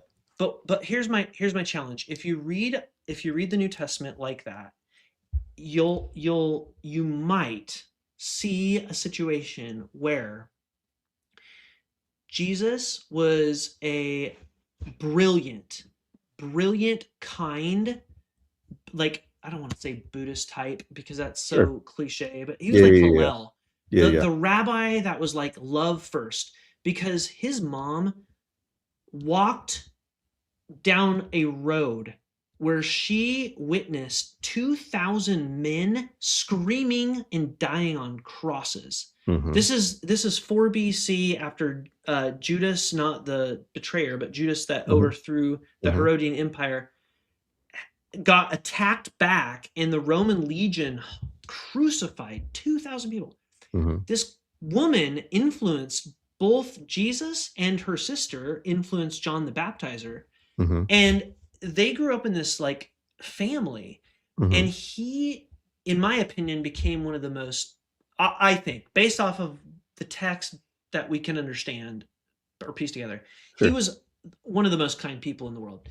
He taught this message, but he was part of that milieu, like the Essenes, during the same exact time where the Dead Sea Scrolls were written, that they believed that the apocalypse was coming. That time in 167 BC, where Daniel wrote that the Son of Man will come and just freaking wipe out all the people that are oppressing the Jews. And it was real. It was real to them. Absolutely. And I can believe it 100% because I believed it 100%, that there was a time very soon that the rapture was coming. And that's the way Jesus felt, and John the Baptizer, his cousin, felt.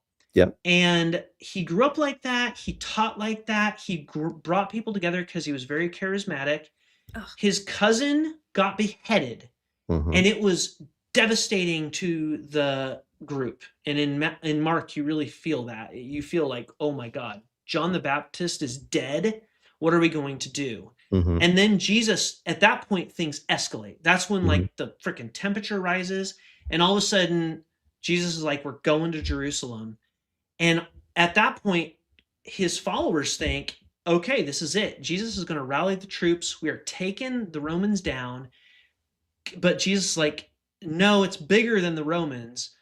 I'm going to attack the Romans, but just like the Essenes in the Dead Sea Scrolls believed when they wrote the Habakkuk Pesher and the War Scroll, which I highly recommend you read the War Scroll from the Dead Sea Scrolls and the Habakkuk Pesher.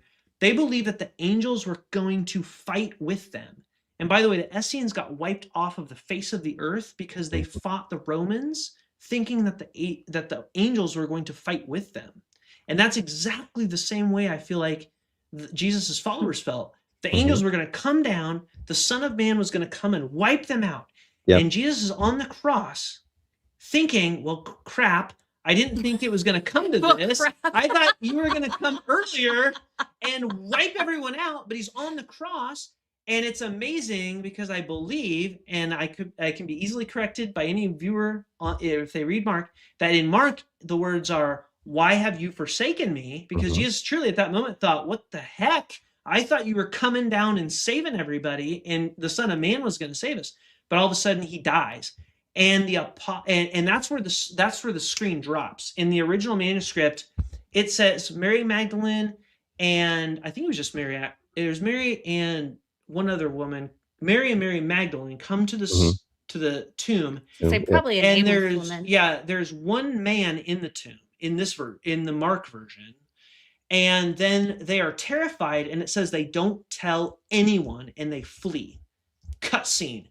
End of story. The best Greek tragedy ever written, and it wasn't even Greek. And then what happens is, like, from there you've got like the follower, like you've got Jesus's disciples, like thinking they're in a if they're in a cult, somebody says, I saw Jesus. Now, can you imagine? Because they've literally, it says in the gospel, they left their families, they've abandoned their jobs, they've left everything, they've abandoned everything on the cause of this person. Yeah. And he dies, and you thought he was going to bring everything to an end, and then it's like, So then why would you not want to have him resurrected? so then somebody says, dude, I think I saw him the other day. He came to me in a vision, or I saw him on the road, or whatever. And in a lot of the early gospels, they see him and they thought he was the gardener, or they see him and they didn't recognize him at first. And what's funny is in the Gospel of Thomas, they even say that Thomas, Jesus's brother, looked just like him, which I didn't draw your parallels there. Right. But it's like, it's like there's a lot of motive for these people that have given up everything and put their reputations and life at stake. Yeah. If Peter came to me and I gave up, if I left Adele and because of somebody who said that they were the Messiah, and I had nothing, and wearing the shirt on my back, and that's all I had. And then my friend said, bro, I saw Jesus yesterday. It was him. And this is what he told me. I'd be like, hell yeah, that I needed that. And I would run with that. And then what happens is I tell my friend that, he believes it. He gets stoned to death. And I'm like, sorry, Stephen. Shit. Stephen just got stoned to death. I'm like, well, now I'm definitely running with this. And you get this like movement. And then guess what? Paul, who had stoned Stephen, and I'm drawing easy parallels here because he probably wasn't the one that stoned Stephen, obviously. I think he was there. Yeah, exactly. Think about it. You see this and you're like, you see how this starts to boil. They didn't have any TV, so they had to be entertained. I think, you have he has a really good tendency of telling a short story long. I do this. And he has I think he's great. He's a great storyteller, but I would like to flip it back to you for your thoughts, agreements, rebuttals, give you a chance to get in this conversation, because like I love my husband, but he doesn't know when to stop. No, I think you guys complement each other very well. Like I thank you. Trust me, I'm not like, hey, I need this guy to be quiet right now. I mean, he's on topic and he's not necessarily wrong, but sometimes you need to like. No, it's good. I think your addition is really great for this platform. Thank you. Appreciate it. It's great. I enjoy the conversation that he has, because these are the things I would wrestle with, right? Sure. And sometimes I'll be like, even along in my faith still, I'll be like, well, wait a minute. And then I'll dig and I'll keep coming back to Jesus, right? But you said a lot of things, but I don't think you're necessarily trying to drive a point. I think you're just kind of like, well, consider this perspective, right? That's just the perspective. And I think it's still like the essence of that type of cult mentality. People lose their minds. It's a great old fashioned fairy tale. Something really bad happens. We need it to go well, and we just don't learn our lesson. Happened in Rome, happens in American slavery, happens Jim Crow era, Epstein files, all this stuff. But at the same time, the Bible's like, yeah, that's the problem. That's what I'm trying to tell you. It's the human heart. The second thing, there's quite a few, but I think the two things that I've really been mulling over and thinking about, and I think you shared your story, which I think is a little bit. I was picking up pieces of like you growing up Christian, and it's a little bit of a battle, I assume, because I assume it's a level of nostalgia, but then also like, what the heck, and maybe some hurt. I don't know. That third one maybe not even attached at all, but I agree. Well, yeah, and we definitely have different kind of things. Deconstruction stories. For sure. For me, my father's a pastor and my dad was an a-hole. And so when I was searching for God, I'd be like, it's definitely not going to be the Christian one. Yeah. I was like, it's not that one, because I didn't see that. And like he was abusive to my brother. Like it's very weird. Sorry to hear that. It was, dude, I'm sorry to hear that. It's weird because it was never to me. Older or younger brother? Older brother. Oh, okay. Yeah, very Okay. weird. Like when you put the math, the Do you math feel like ain't he nothing. protected you from it? I think my mom did. I mean, I think when you're in an abusive scenario, it's very complicated for the person Oh, it's managing it, always very traumatic. complicated. But even looking at my brother, like my brother's not a Christian, but my brother will have my dad over with his grandkids, and I'll be thinking like, I wouldn't do that. Like I actively struggle with the scriptures of like forgiving. Like he didn't even do anything to me, but I'm like trying to forgive my dad for my brother's sake, and For my brother has no, what he did to people you yeah, love. he's not even in my psyche. But like my Yeah, brother yeah, doesn't know yeah. that. But I'll be like, hey, I know Jesus said you should, but you shouldn't, because why are you even, but like Right. I I was, appreciate your honesty with your journey. yeah, I think that does make it complicated. Like I think even in scriptures it's talking about like the Gentiles will blaspheme God because of how the Jews are acting, right? Like I think there's a context of, again, I think I said it earlier, but I think it is a weight of like, if Christians were better Christians, it would make the message more acceptable to some extent, for some people. But and then when it goes really awry, it makes it really complicated. Um, and so he sucks. And so then these guys who ask me about this Bible, and I'm like, don't bother me with this. I don't want any of your grape juice or whatever. I'm gonna stop taking my money and not spending it to help people. Your wafers are And dry. you said what? Your wafers are dry. Yeah, your wafers are dry. Actually, sometimes the wafers are really good, and you try to eat a lot of Sometimes they them, then hit you just feel right. bad. But it's like, you get upset. You're like, it's not even real wine. Like, what are we doing? But anyways,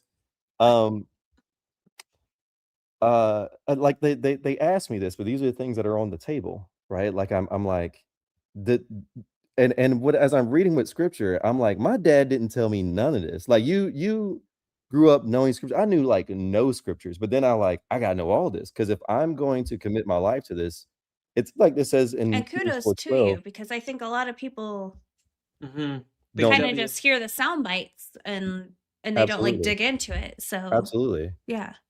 And in Hebrews 4:12, it says the word of God is alive and active, able to split between soul and spirit. And do you guys know what the difference between a soul and spirit is? Platonic, or because are you talking Middle Platonism? Like Like, a what do you mean? spiritual sense, the soul and spirit, like what the difference is. Define it, because I can't speak to it exactly. Sure, I will. I don't know. But the point is that like it's really sharp.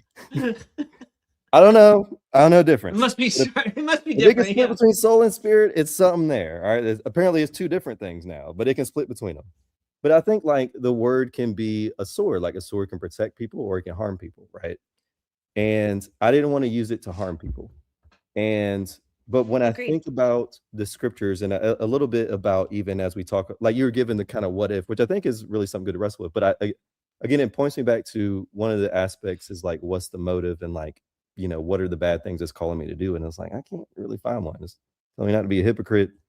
Don't really be a religious hypocrite. Don't be a religious hypocrite. Like if you just look at the temperament of Jesus, like don't lust, don't be angry, sell all you have to be a poor, sell all you have, give to the poor. An American reader will read it and be like, I'm gonna sell a little bit and I'll help the poor a little bit. And be like, I don't think that's what he said. But the second part about this is like there's a passage. I'm reading Galatians now, and I'm trying to memorize it just for kicks and giggles, but No, something that's that great. Galatians is awesome. Yeah. and it talks about something very strong. Like the point is like, it says that, I think it's Galatians 5, but he says it constantly because Paul's like upset because like the Galatians, so other false teachers, like It's one of my favorite Paul books, because he just pops off. Is that the one where he calls them the so-called super apostles, and he's so pissed I off? think so, and he He's wishes pissed people would, off at like James yeah, and Peter. He's like, wishes people these would mutilate so-called super themselves because they're, apostles think they're so cool. Yeah, yeah, I love and that. it's but he's wrestling with this, and what he's wrestling with is something that I really think I've experienced, which I feel like doesn't have weight, right? Because then here I come, a little crazy cult David, but like, um, what he's really trying to wrestle with is like them being free in Christ. But I think how I used to interpret this, even in my early Christian walk, and this is from a guy who wrestles since the beginning, like since I became a Christian in 2011, like I'm constantly wrestling. I And I appreciate keep, the fact that you continue to question, by the way. oh, Like, absolutely. I don't I, disagree with the fact that you still have a belief, as long as yeah, you're like I mean, I feel like that's not the sane thing to do. Like, if you're Right. honest with yourself, you Agreed. can't just, like 100%. I feel the same way with politics. It's like, even though I'm a Christian and obviously I should love Trump, right? That's what all the Christians do. It's like, look at the You guy. should not, because he is nothing like what Jesus would tell you to Ob do. Obviously, right? That's the part that I'm confused about. But that we digress. Go ahead. But, you know, when Please people don't read their continue to be Bible, that's this what you get. honest Christian who disagrees with that. Yeah, it's like, you know, you see the pride, the arrogance, you know, it's like, you Yes. know, It's like, what's The his utter favorite Bible disregard for verse? He's like, all humanity. of them, you know, so like, confusing to me. yeah, who knows, right? I mean, we have plenty of very dear friends who are Christians, and we do not hate the fact that they are Christians. Yeah, The I ability to don't have think conversations where we can question things and be honest yeah. I is think that's quite obvious, and I think that's why you have such fruitful discussions. Watch when I thank hang you. up, I you'll have appreciate someone it. Yeah. cursing you out in fire and brimstone, but Here's what I would. I mean, we are in hell right Yeah, now, let apparently. can I Here, finish this real quick, though? yeah, Please, absolutely, please, yeah, please. No, yeah. I didn't wanna cut you off, No, it's no, just no, like, go, I go. know No, my Yeah. we cut brain you off. will It go was in me. tangents. I'm the problem. It's me. No, I think we have some similarities. I'll go on my story tangent, so we'll just never I don't have my wife here No, to I rein love me it. in. Go. You're good. He's talking about them having freedom in Christ, and he always starts his letters. He's like, "Hey, grace and peace to you guys." Even when he's about to like ream them ridiculously, he's like, "Hey, Corinthian church, God's people, grace and peace." He was like, "Hey, you guys suck, and you can't keep your penis in your pants, right?" Right. And then you're like, "Wait, what?" But in Galatians, he's talking about this freedom and this peace that Christ gives, and he's like, "You lose it when you try to get right by the law," and you're like, "Well, that's arbitrary and dumb, God." But he's kind of pointing to like as humans, we keep trying to get right with God by being good enough, right? Or why is our good enough not good enough? And it was even to the point of like, why is this random guy on this island who believes in his God and he'll cut himself to kind of appease his God, right? And it's like, why humans do that? We too smart for that. Like, you know, why do that? But I think that it kind of goes to a core of something. But what he's talking about in the law is that like the law was like a guardian at some point. He even like compares it to like Abraham and or Abraham's children, Isaac and Ishmael, which I always find interesting. Like even when you read in Genesis and like that crazy part where Abraham's like, "Hey, I'm gonna go ahead and kill my son today on this camping trip," and he's Yeah, like, that "But is a what?" bit crazy. A little bit crazy and Yeah. super traumatizing, and they're like, "We're just gonna Right. go next verse 10 years later," and we're like, "Hold on." But it says Abraham had very the best faith, except for about like the fact that the child was going to be born. But yeah, go yeah, ahead. yeah. Good. Go But ahead. like it's even then it's very interesting because if you read in Genesis, it's like, you know, God's like, "Hey, I need you to sacrifice your one and only son." And it's Right. like Ishmael exists. Like I'm the younger son. It's like, why do you say it's like that's a little interesting, right? Um, but Paul is going back to Old Testament, not necessarily to that point, but what he's saying is like, there's a way to be made right with God, and there's a way to be made right with God with how humans think, right? And the law is representative of that. Like it's like we've all failed at this law. This is what came to me personally. I was like, kind of like this faith without works thing. This is not exactly what I think it's saying at all, but in my own essence, in my frustrations, in my faith, this isn't the driving force, but some of unlike you, I don't like reading my Bible. Like I don't think it's a great story. Like I'm like, It's a slog, man. have A you lot of seen Infinity repetition. Wars? Like there's so many much greater things out there, you know? And Yeah. maybe I'm not a great avid reader, right? I just, but as a Christian, I was like, I'm gonna read this thing because it's edifying for my own soul. I mean, I don't read it start to finish every day, but we read a lot of it and we read a lot about it. That's really cool. I try, but it's a struggle bus for me. Yeah. But There's a lot there. It's a big book. absolutely. But it's saying that there's a struggle, and I think in Galatians 5 specifically, it's like the law reveals our sinful nature. Even Paul is like, hey, he talks about coveting, and he's like, I didn't even like start coveting till I knew what it was, and I couldn't stop. It has some type of restraint on us, right? And if you think about even in our own lives, like I think you guys are good people, just talking to you. I think Thank I'm a you. good person, not from a non-God. If God doesn't exist at all, I think I'm a good person. Yeah. On my own standard. Never did Yeah. drugs, not because I was cool. I wanted to do music and I thought it was like steroids. So that was my reason as a young person. Yeah. And I was like, I didn't want to do that. Got drunk 5 times, never liked it. I was just trying to figure out why everyone else liked it. Only slept Yeah. around 2 times and didn't like it, felt dumb. It just never Yeah. really sat well with me, right? And I am a Yeah. person that I grew up in church, but like I was like, this ain't this. I don't care. Like I was just, it never connected. It wasn't any gripe. It was like I went to church because I'm the pastor's kid, but like I was 8, 6, 9, and my parents never shared the Bible with me. So like that part didn't connect. But it was like it's saying there is a sin problem in us. Like it's like if you even read the 10 commandments, I think the problem as Americans, like we don't really know what the law is applying for us, but I think it's trying to say like this goodness aspect. It's like, have you ever lied? How many lies you told? You're like, all right, well, trying to give you kind of like a fast forward into judgment day. It's like, well, Yeah. Jesus is like, hey, lust, if you've ever lusted, you've committed adultery. I'm kind of unveiling what this law says. Like, you ever He lusted? took the law, to your point, he took the law and he upped the ante. Up He's the like, ante. "Oh, thou shalt not kill?" Dude, if you were mad, you basically committed the kill. Yeah. You You're shall Jeffrey not Dahmer covet now. your He had neighbor's enough wife. anger. Dude, if you Yeah. lusted, you covet. He took the law and he like upped it. Absolutely. And that's cool. I mean, that's cool. Like that's But I don't even think, I mean, he did up it. You're right. But I think what it is revealing is that like that's the problem. Like it's not like, oh, shame on you, Israel, because you keep worshiping golden statues. There's a heart issue, and I realize this in myself as a self-proclaimed good person, right? And I mean that not to kind of no, yeah, no, we catch you sincerely. Yeah. A like person, if a person can know if they're a good person and if they're being honest with themselves, declare it truthfully. Obviously. absolutely. But I also understand there's this essence in my own inner being in my heart, truly. Like as a married man, I don't stop lusting, right? Like it's like, but it's out of a respect of something, and I have to battle it. But why am I battling that? Like I am equally also satisfied. And then if I get angry at something, right? Like if we're going to put the law, I put the law to the test, and the more laws that I was aware of, the more I would struggle with them, right? And I was like, oh, this thing's checking out. Like that's the weird part, So right? here'd be my question though. Okay. Yep. So like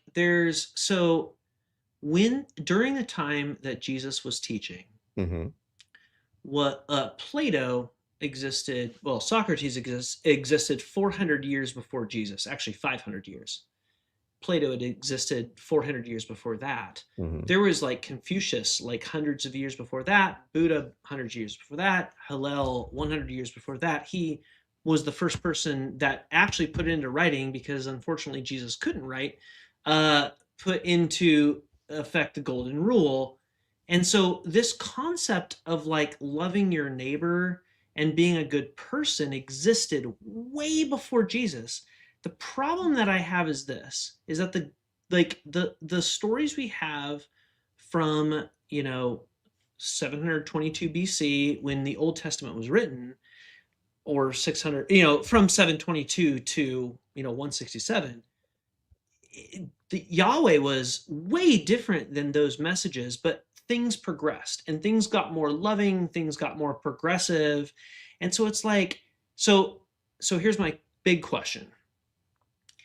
If Jesus, living during a time when things had progressed and was in a more progressive society, could bring, I think, because of his awesome mother and teaching of his mom, like could bring this message of love, but also brought up in a Jewish heritage with this tradition of Yahweh to the people, a new message, which wasn't, I say new, it wasn't new, right? It's like 500 years old if you go back to like Confucius and Socrates and Plato and Hillel and many others, right? We're not even talking about Zoroastrianism. Like how like okay, so he brings a new concept, but like the big question is like why Jesus instead of why just of the culture, you know what I'm saying? Like and you can't and I would discount the argument of popularity because Islam is going to surpass Christianity if we're looking at the trends. Sure. Hinduism's still popular. It's like why Christianity? Yeah. Well, I love that question. I want to go finish my last point a little bit. Yeah, go for it. Yeah. But Please what do. Paul's talking about is there's a struggle. Like there even in Galatians, he's like, there's something that the Holy Spirit wants to do, something that your flesh wants to do, right? He's talking about this flesh thing, this hardness of heart, this sinful nature. And but I realized that to actually be true. I didn't want it to be true, but I was like, let me test this thing out. And I was like, oh, I'm out here struggling, but I wasn't struggling until I knew what the struggle was or what the law is actually saying about me. And I didn't know because I'm not a Jew. Like it's like I don't know what this says. I'm an American, good American kid. And it's like, and Paul doesn't necessarily disvalue that. Like in Romans, he's like, everybody has a conscience. We all know the right difference, right, wrong. I have a 5-year-old and a 2-year-old. Now, my Oh, 5-year-old, I was about to say, and they act like a 5-year-old and 2-year-old. My 5-year-old is actually abnormally very kind. It's actually very heartwarming. I was very terrified of having children, but he's super kind. And but I don't have to tell my children, hey, don't kill your sister. Like no Right. one taught me that. I mean, we have a 14 and 13-year-old, and we Well, that's true. That then it changes. Then you But might they're have to say that. technically we're don't have lucky to tell them because to they're not kill each actually other either. we are super lucky. They are both extremely Yeah. kind people. They're like they're Yeah. very like kind and they're and atheists. intelligent. Yeah. Yeah. But They're But questioning. they never went to church and they're still kind. Like no, where does that track? no, absolutely. But that's not what the point the Bible is actually saying. I think that's what we interpret over time. But it's like, no, you have a conscience. And what he's saying is like, you have a conscience, you know right from wrong. Everybody knows right from wrong. You have a conscience. It's like the Jews are held more accountable because they have had God literally reveal themselves to them. Right. It's like, what other excuse you got? Like you out here, like every miracle, like American, Ethiopia, all this. We don't really get the miracles like Israel ever really got the miracles if they happen to be Right. true. They stopped. And Israel's like, I'm gonna kill some prophets today. Now I'm not beating up Jews, but like it's like, well, dang, like what does it take, you know? But that's the thing, it's like how is that tied to Jesus when so do you just like write off the Old Testament because Yahweh was a monster? In fact, he was so bad that the early church movement or the early Christian movement, back up, the early Jesus movement, we can't even call it Christian, right? Because they didn't even call themselves Christians. The early Jesus movement evolved into so many different ways that like they believed that Yahweh, not all of them, but like a large portion of them believed that Yahweh was like the demiurge, like he was an evil god that Jesus wasn't even the son of. They believed that Jesus was the son of a higher being that was above the demiurge Yahweh, and that Yahweh was so evil that why would he do all of this? Like, and the only reason why they thought that was because they were trying to reconcile, you built this city on treachery. You know what I'm saying? You know, now the only fault I think, and this goes to me, keep talking about American guy. When I read the scriptures, obviously we've already established I wrestle a lot. And I think the Old Testament does give you a lot to wrestle with, right? Like I don't That's think you can just honest of read you. it. Thank you. I don't think you read and be like, oh, this is great. Like Yeah, obviously. This is tricky. Most people It's tricky. luckily peel off in Genesis because there's so many redundancies because the fact that there's like 3 sources. And that is a savior Anyway, unto itself. we ahead, get it. sorry. We get Yeah, it. yeah. He's Absolutely. saying he's But when I really sit, because there will be times again, you're struggling like, hold on, what about slavery? What about Right. why are we killing people? Like, why we gotta do that? And then, but if I actually go back, but the problem is I never come to the conclusion when I just look at the verse itself or the chapter itself. I have to really follow along the letter and stick with it. And then it'll say it quickly. It's like, hey, you gotta get rid of all these Canaanites, like they're evil. And like they're doing this. It was like it's Epstein's Island over there. You gotta get rid of them. No, but then if I skip that part, I'm like, bro, why are we killing Canaanites, man? They just But like, minding what their did business. the kids do? Like, there are so many times when they wipe out entire civilizations, but like the babies didn't do anything. Absolutely. And I've read theories about it. But again, I was saying I can't wrestle that as strongly because it's like I'm going through the Old Testament now and I wrestled it, but I don't have it's like things I looked at 8 years ago, right? And became resolved with it, but then I forgot because I'm just becoming an old man. But that doesn't look Well, old. but also like I think that there's a part of us as believers, and I was a believer, that like you figure out a way to put it out of your head and you put it out of your head. You have to. I think And I'm not trying to like misrepresent you, but I'm saying that there might be a part of us that like we see something that we have a question with, we find a way to resolve it, and we just kind of stow that away. yeah. I respect that. I think we didn't. That's not fair to say. Really, I think for me, I got to it because I kept battling till I had something that had to make sense, right? And I don't say that just to kind of like make me happy and sleep well at night. But like what I realized, and a constant in Old Testament is like, again, I'm not Jewish. Like I'm reading ancient Middle Eastern, a story through a modern Western view, But right? you're not, because you're a person. So that's the thing. If God is of all time, is an ancient Middle Eastern person or woman, because let's be honest, we're dudes. We had it great. As long as we were like Mhm. guys, that's Sure. cool. But if you were a girl in ancient Middle Eastern times, and especially a girl that like wasn't spoken for by a father, or was a non-Israelite, or a non anything, like if you found yourself in the wrong tribe, Yahweh wasn't looking out for you.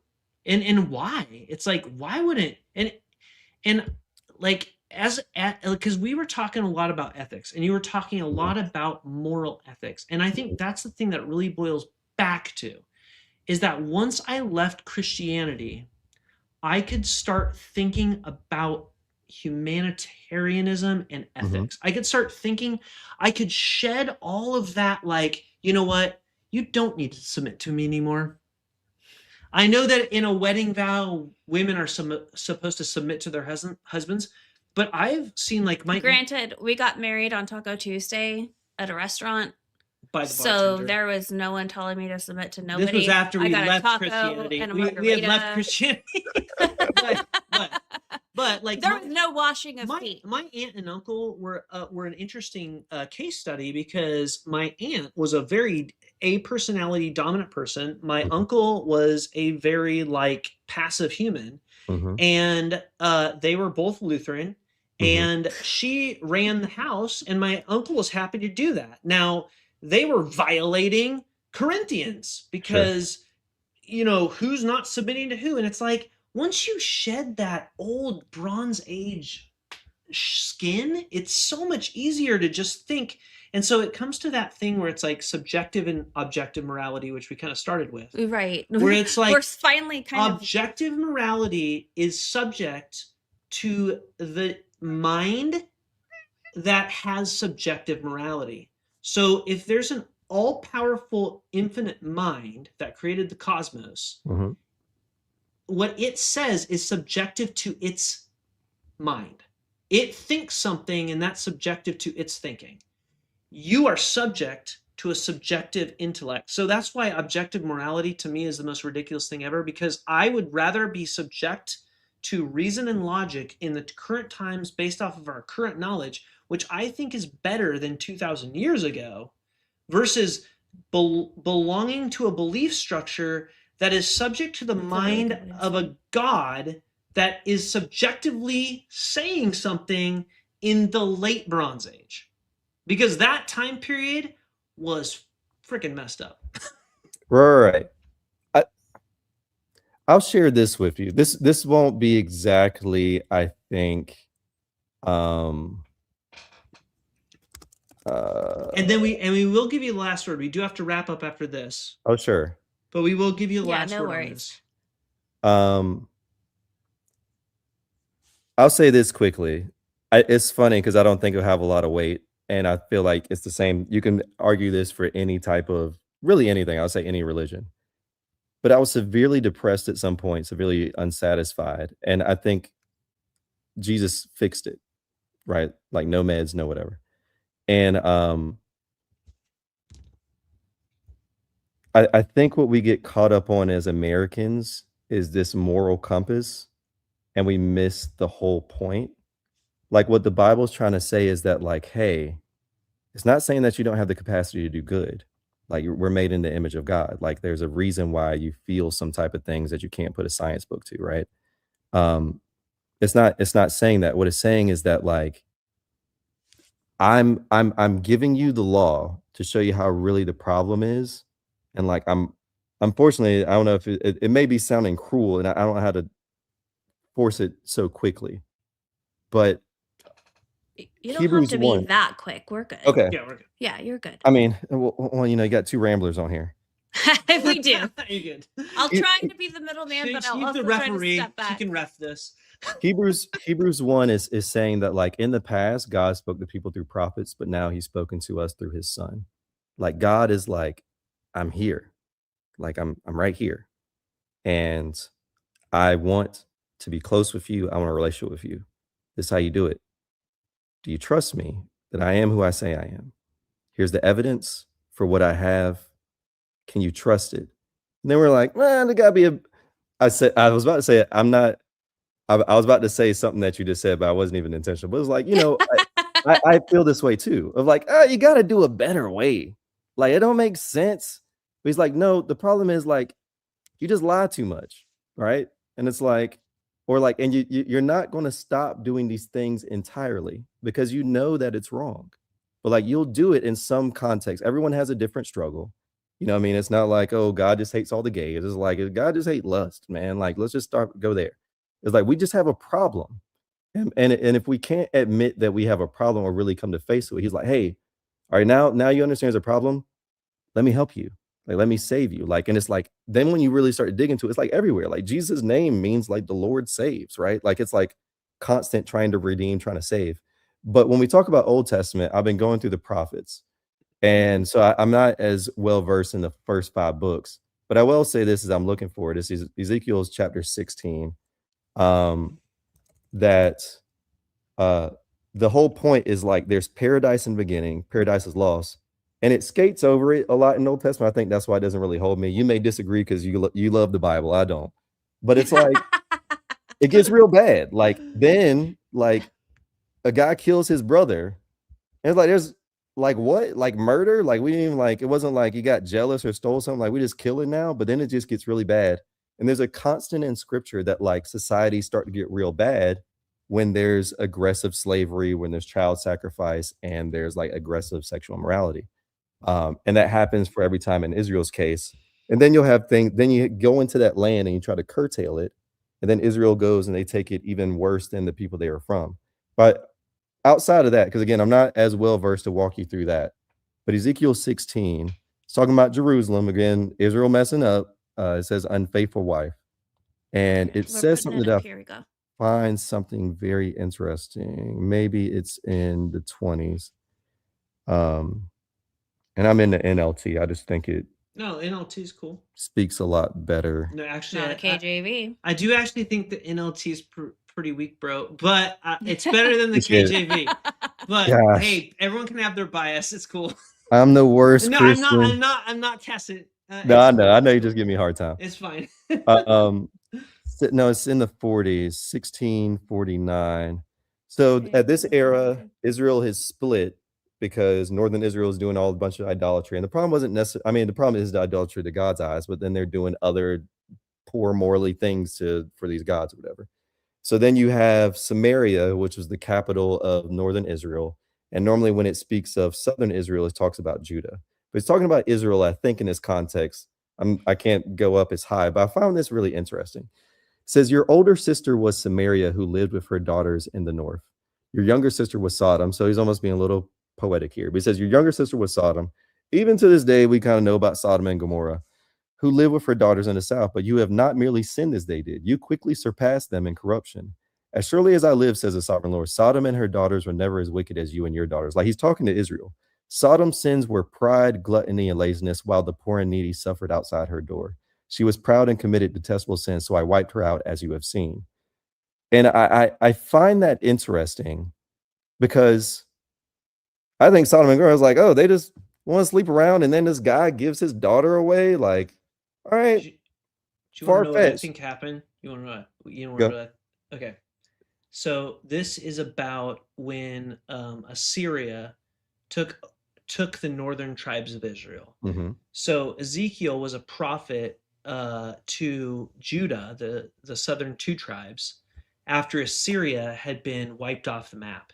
Mm-hmm. And he was explaining to the Judeans that the reason why the northern 10 tribes got killed by Assyria is because they weren't believing in the monotheist God Yahweh, which was different from the time, right? Mm-hmm. So back then they believed in obviously multiple gods, and they were worshiping multiple gods in the northern 10 tribes and in the southern 2 tribes at that time. Mm-hmm. And he was saying, you basically prostituted yourself out to these other gods, and because of that, you got wiped off the freaking map. And so he was telling Judah, like, if you don't clean up your ways, you are also going to get wiped off the map. Now, the backstory of that is there were all these refugees coming down from the northern 10 tribes of Israel into Mm-hmm. Judea, and King Josiah was bringing them in and creating a one temple situation where it's like, dude, like like we're taking you all in, but if you're coming in, you assholes that were ruling over us, because the northern 10 tribes were way more powerful than the southern 2 tribes at that time, before then, you're freaking following Yahweh, and you're only worshiping in Jerusalem, which was our like capital city. Mm-hmm. So it's an Mm-hmm. interesting, like, it's I hate to say it, it's politics. Maybe Maybe well, not. well, I say that because again, I have to read the whole chapter. But in this context, I see him directly talking to Israel, and I find it so interesting because he's holding Israel accountable.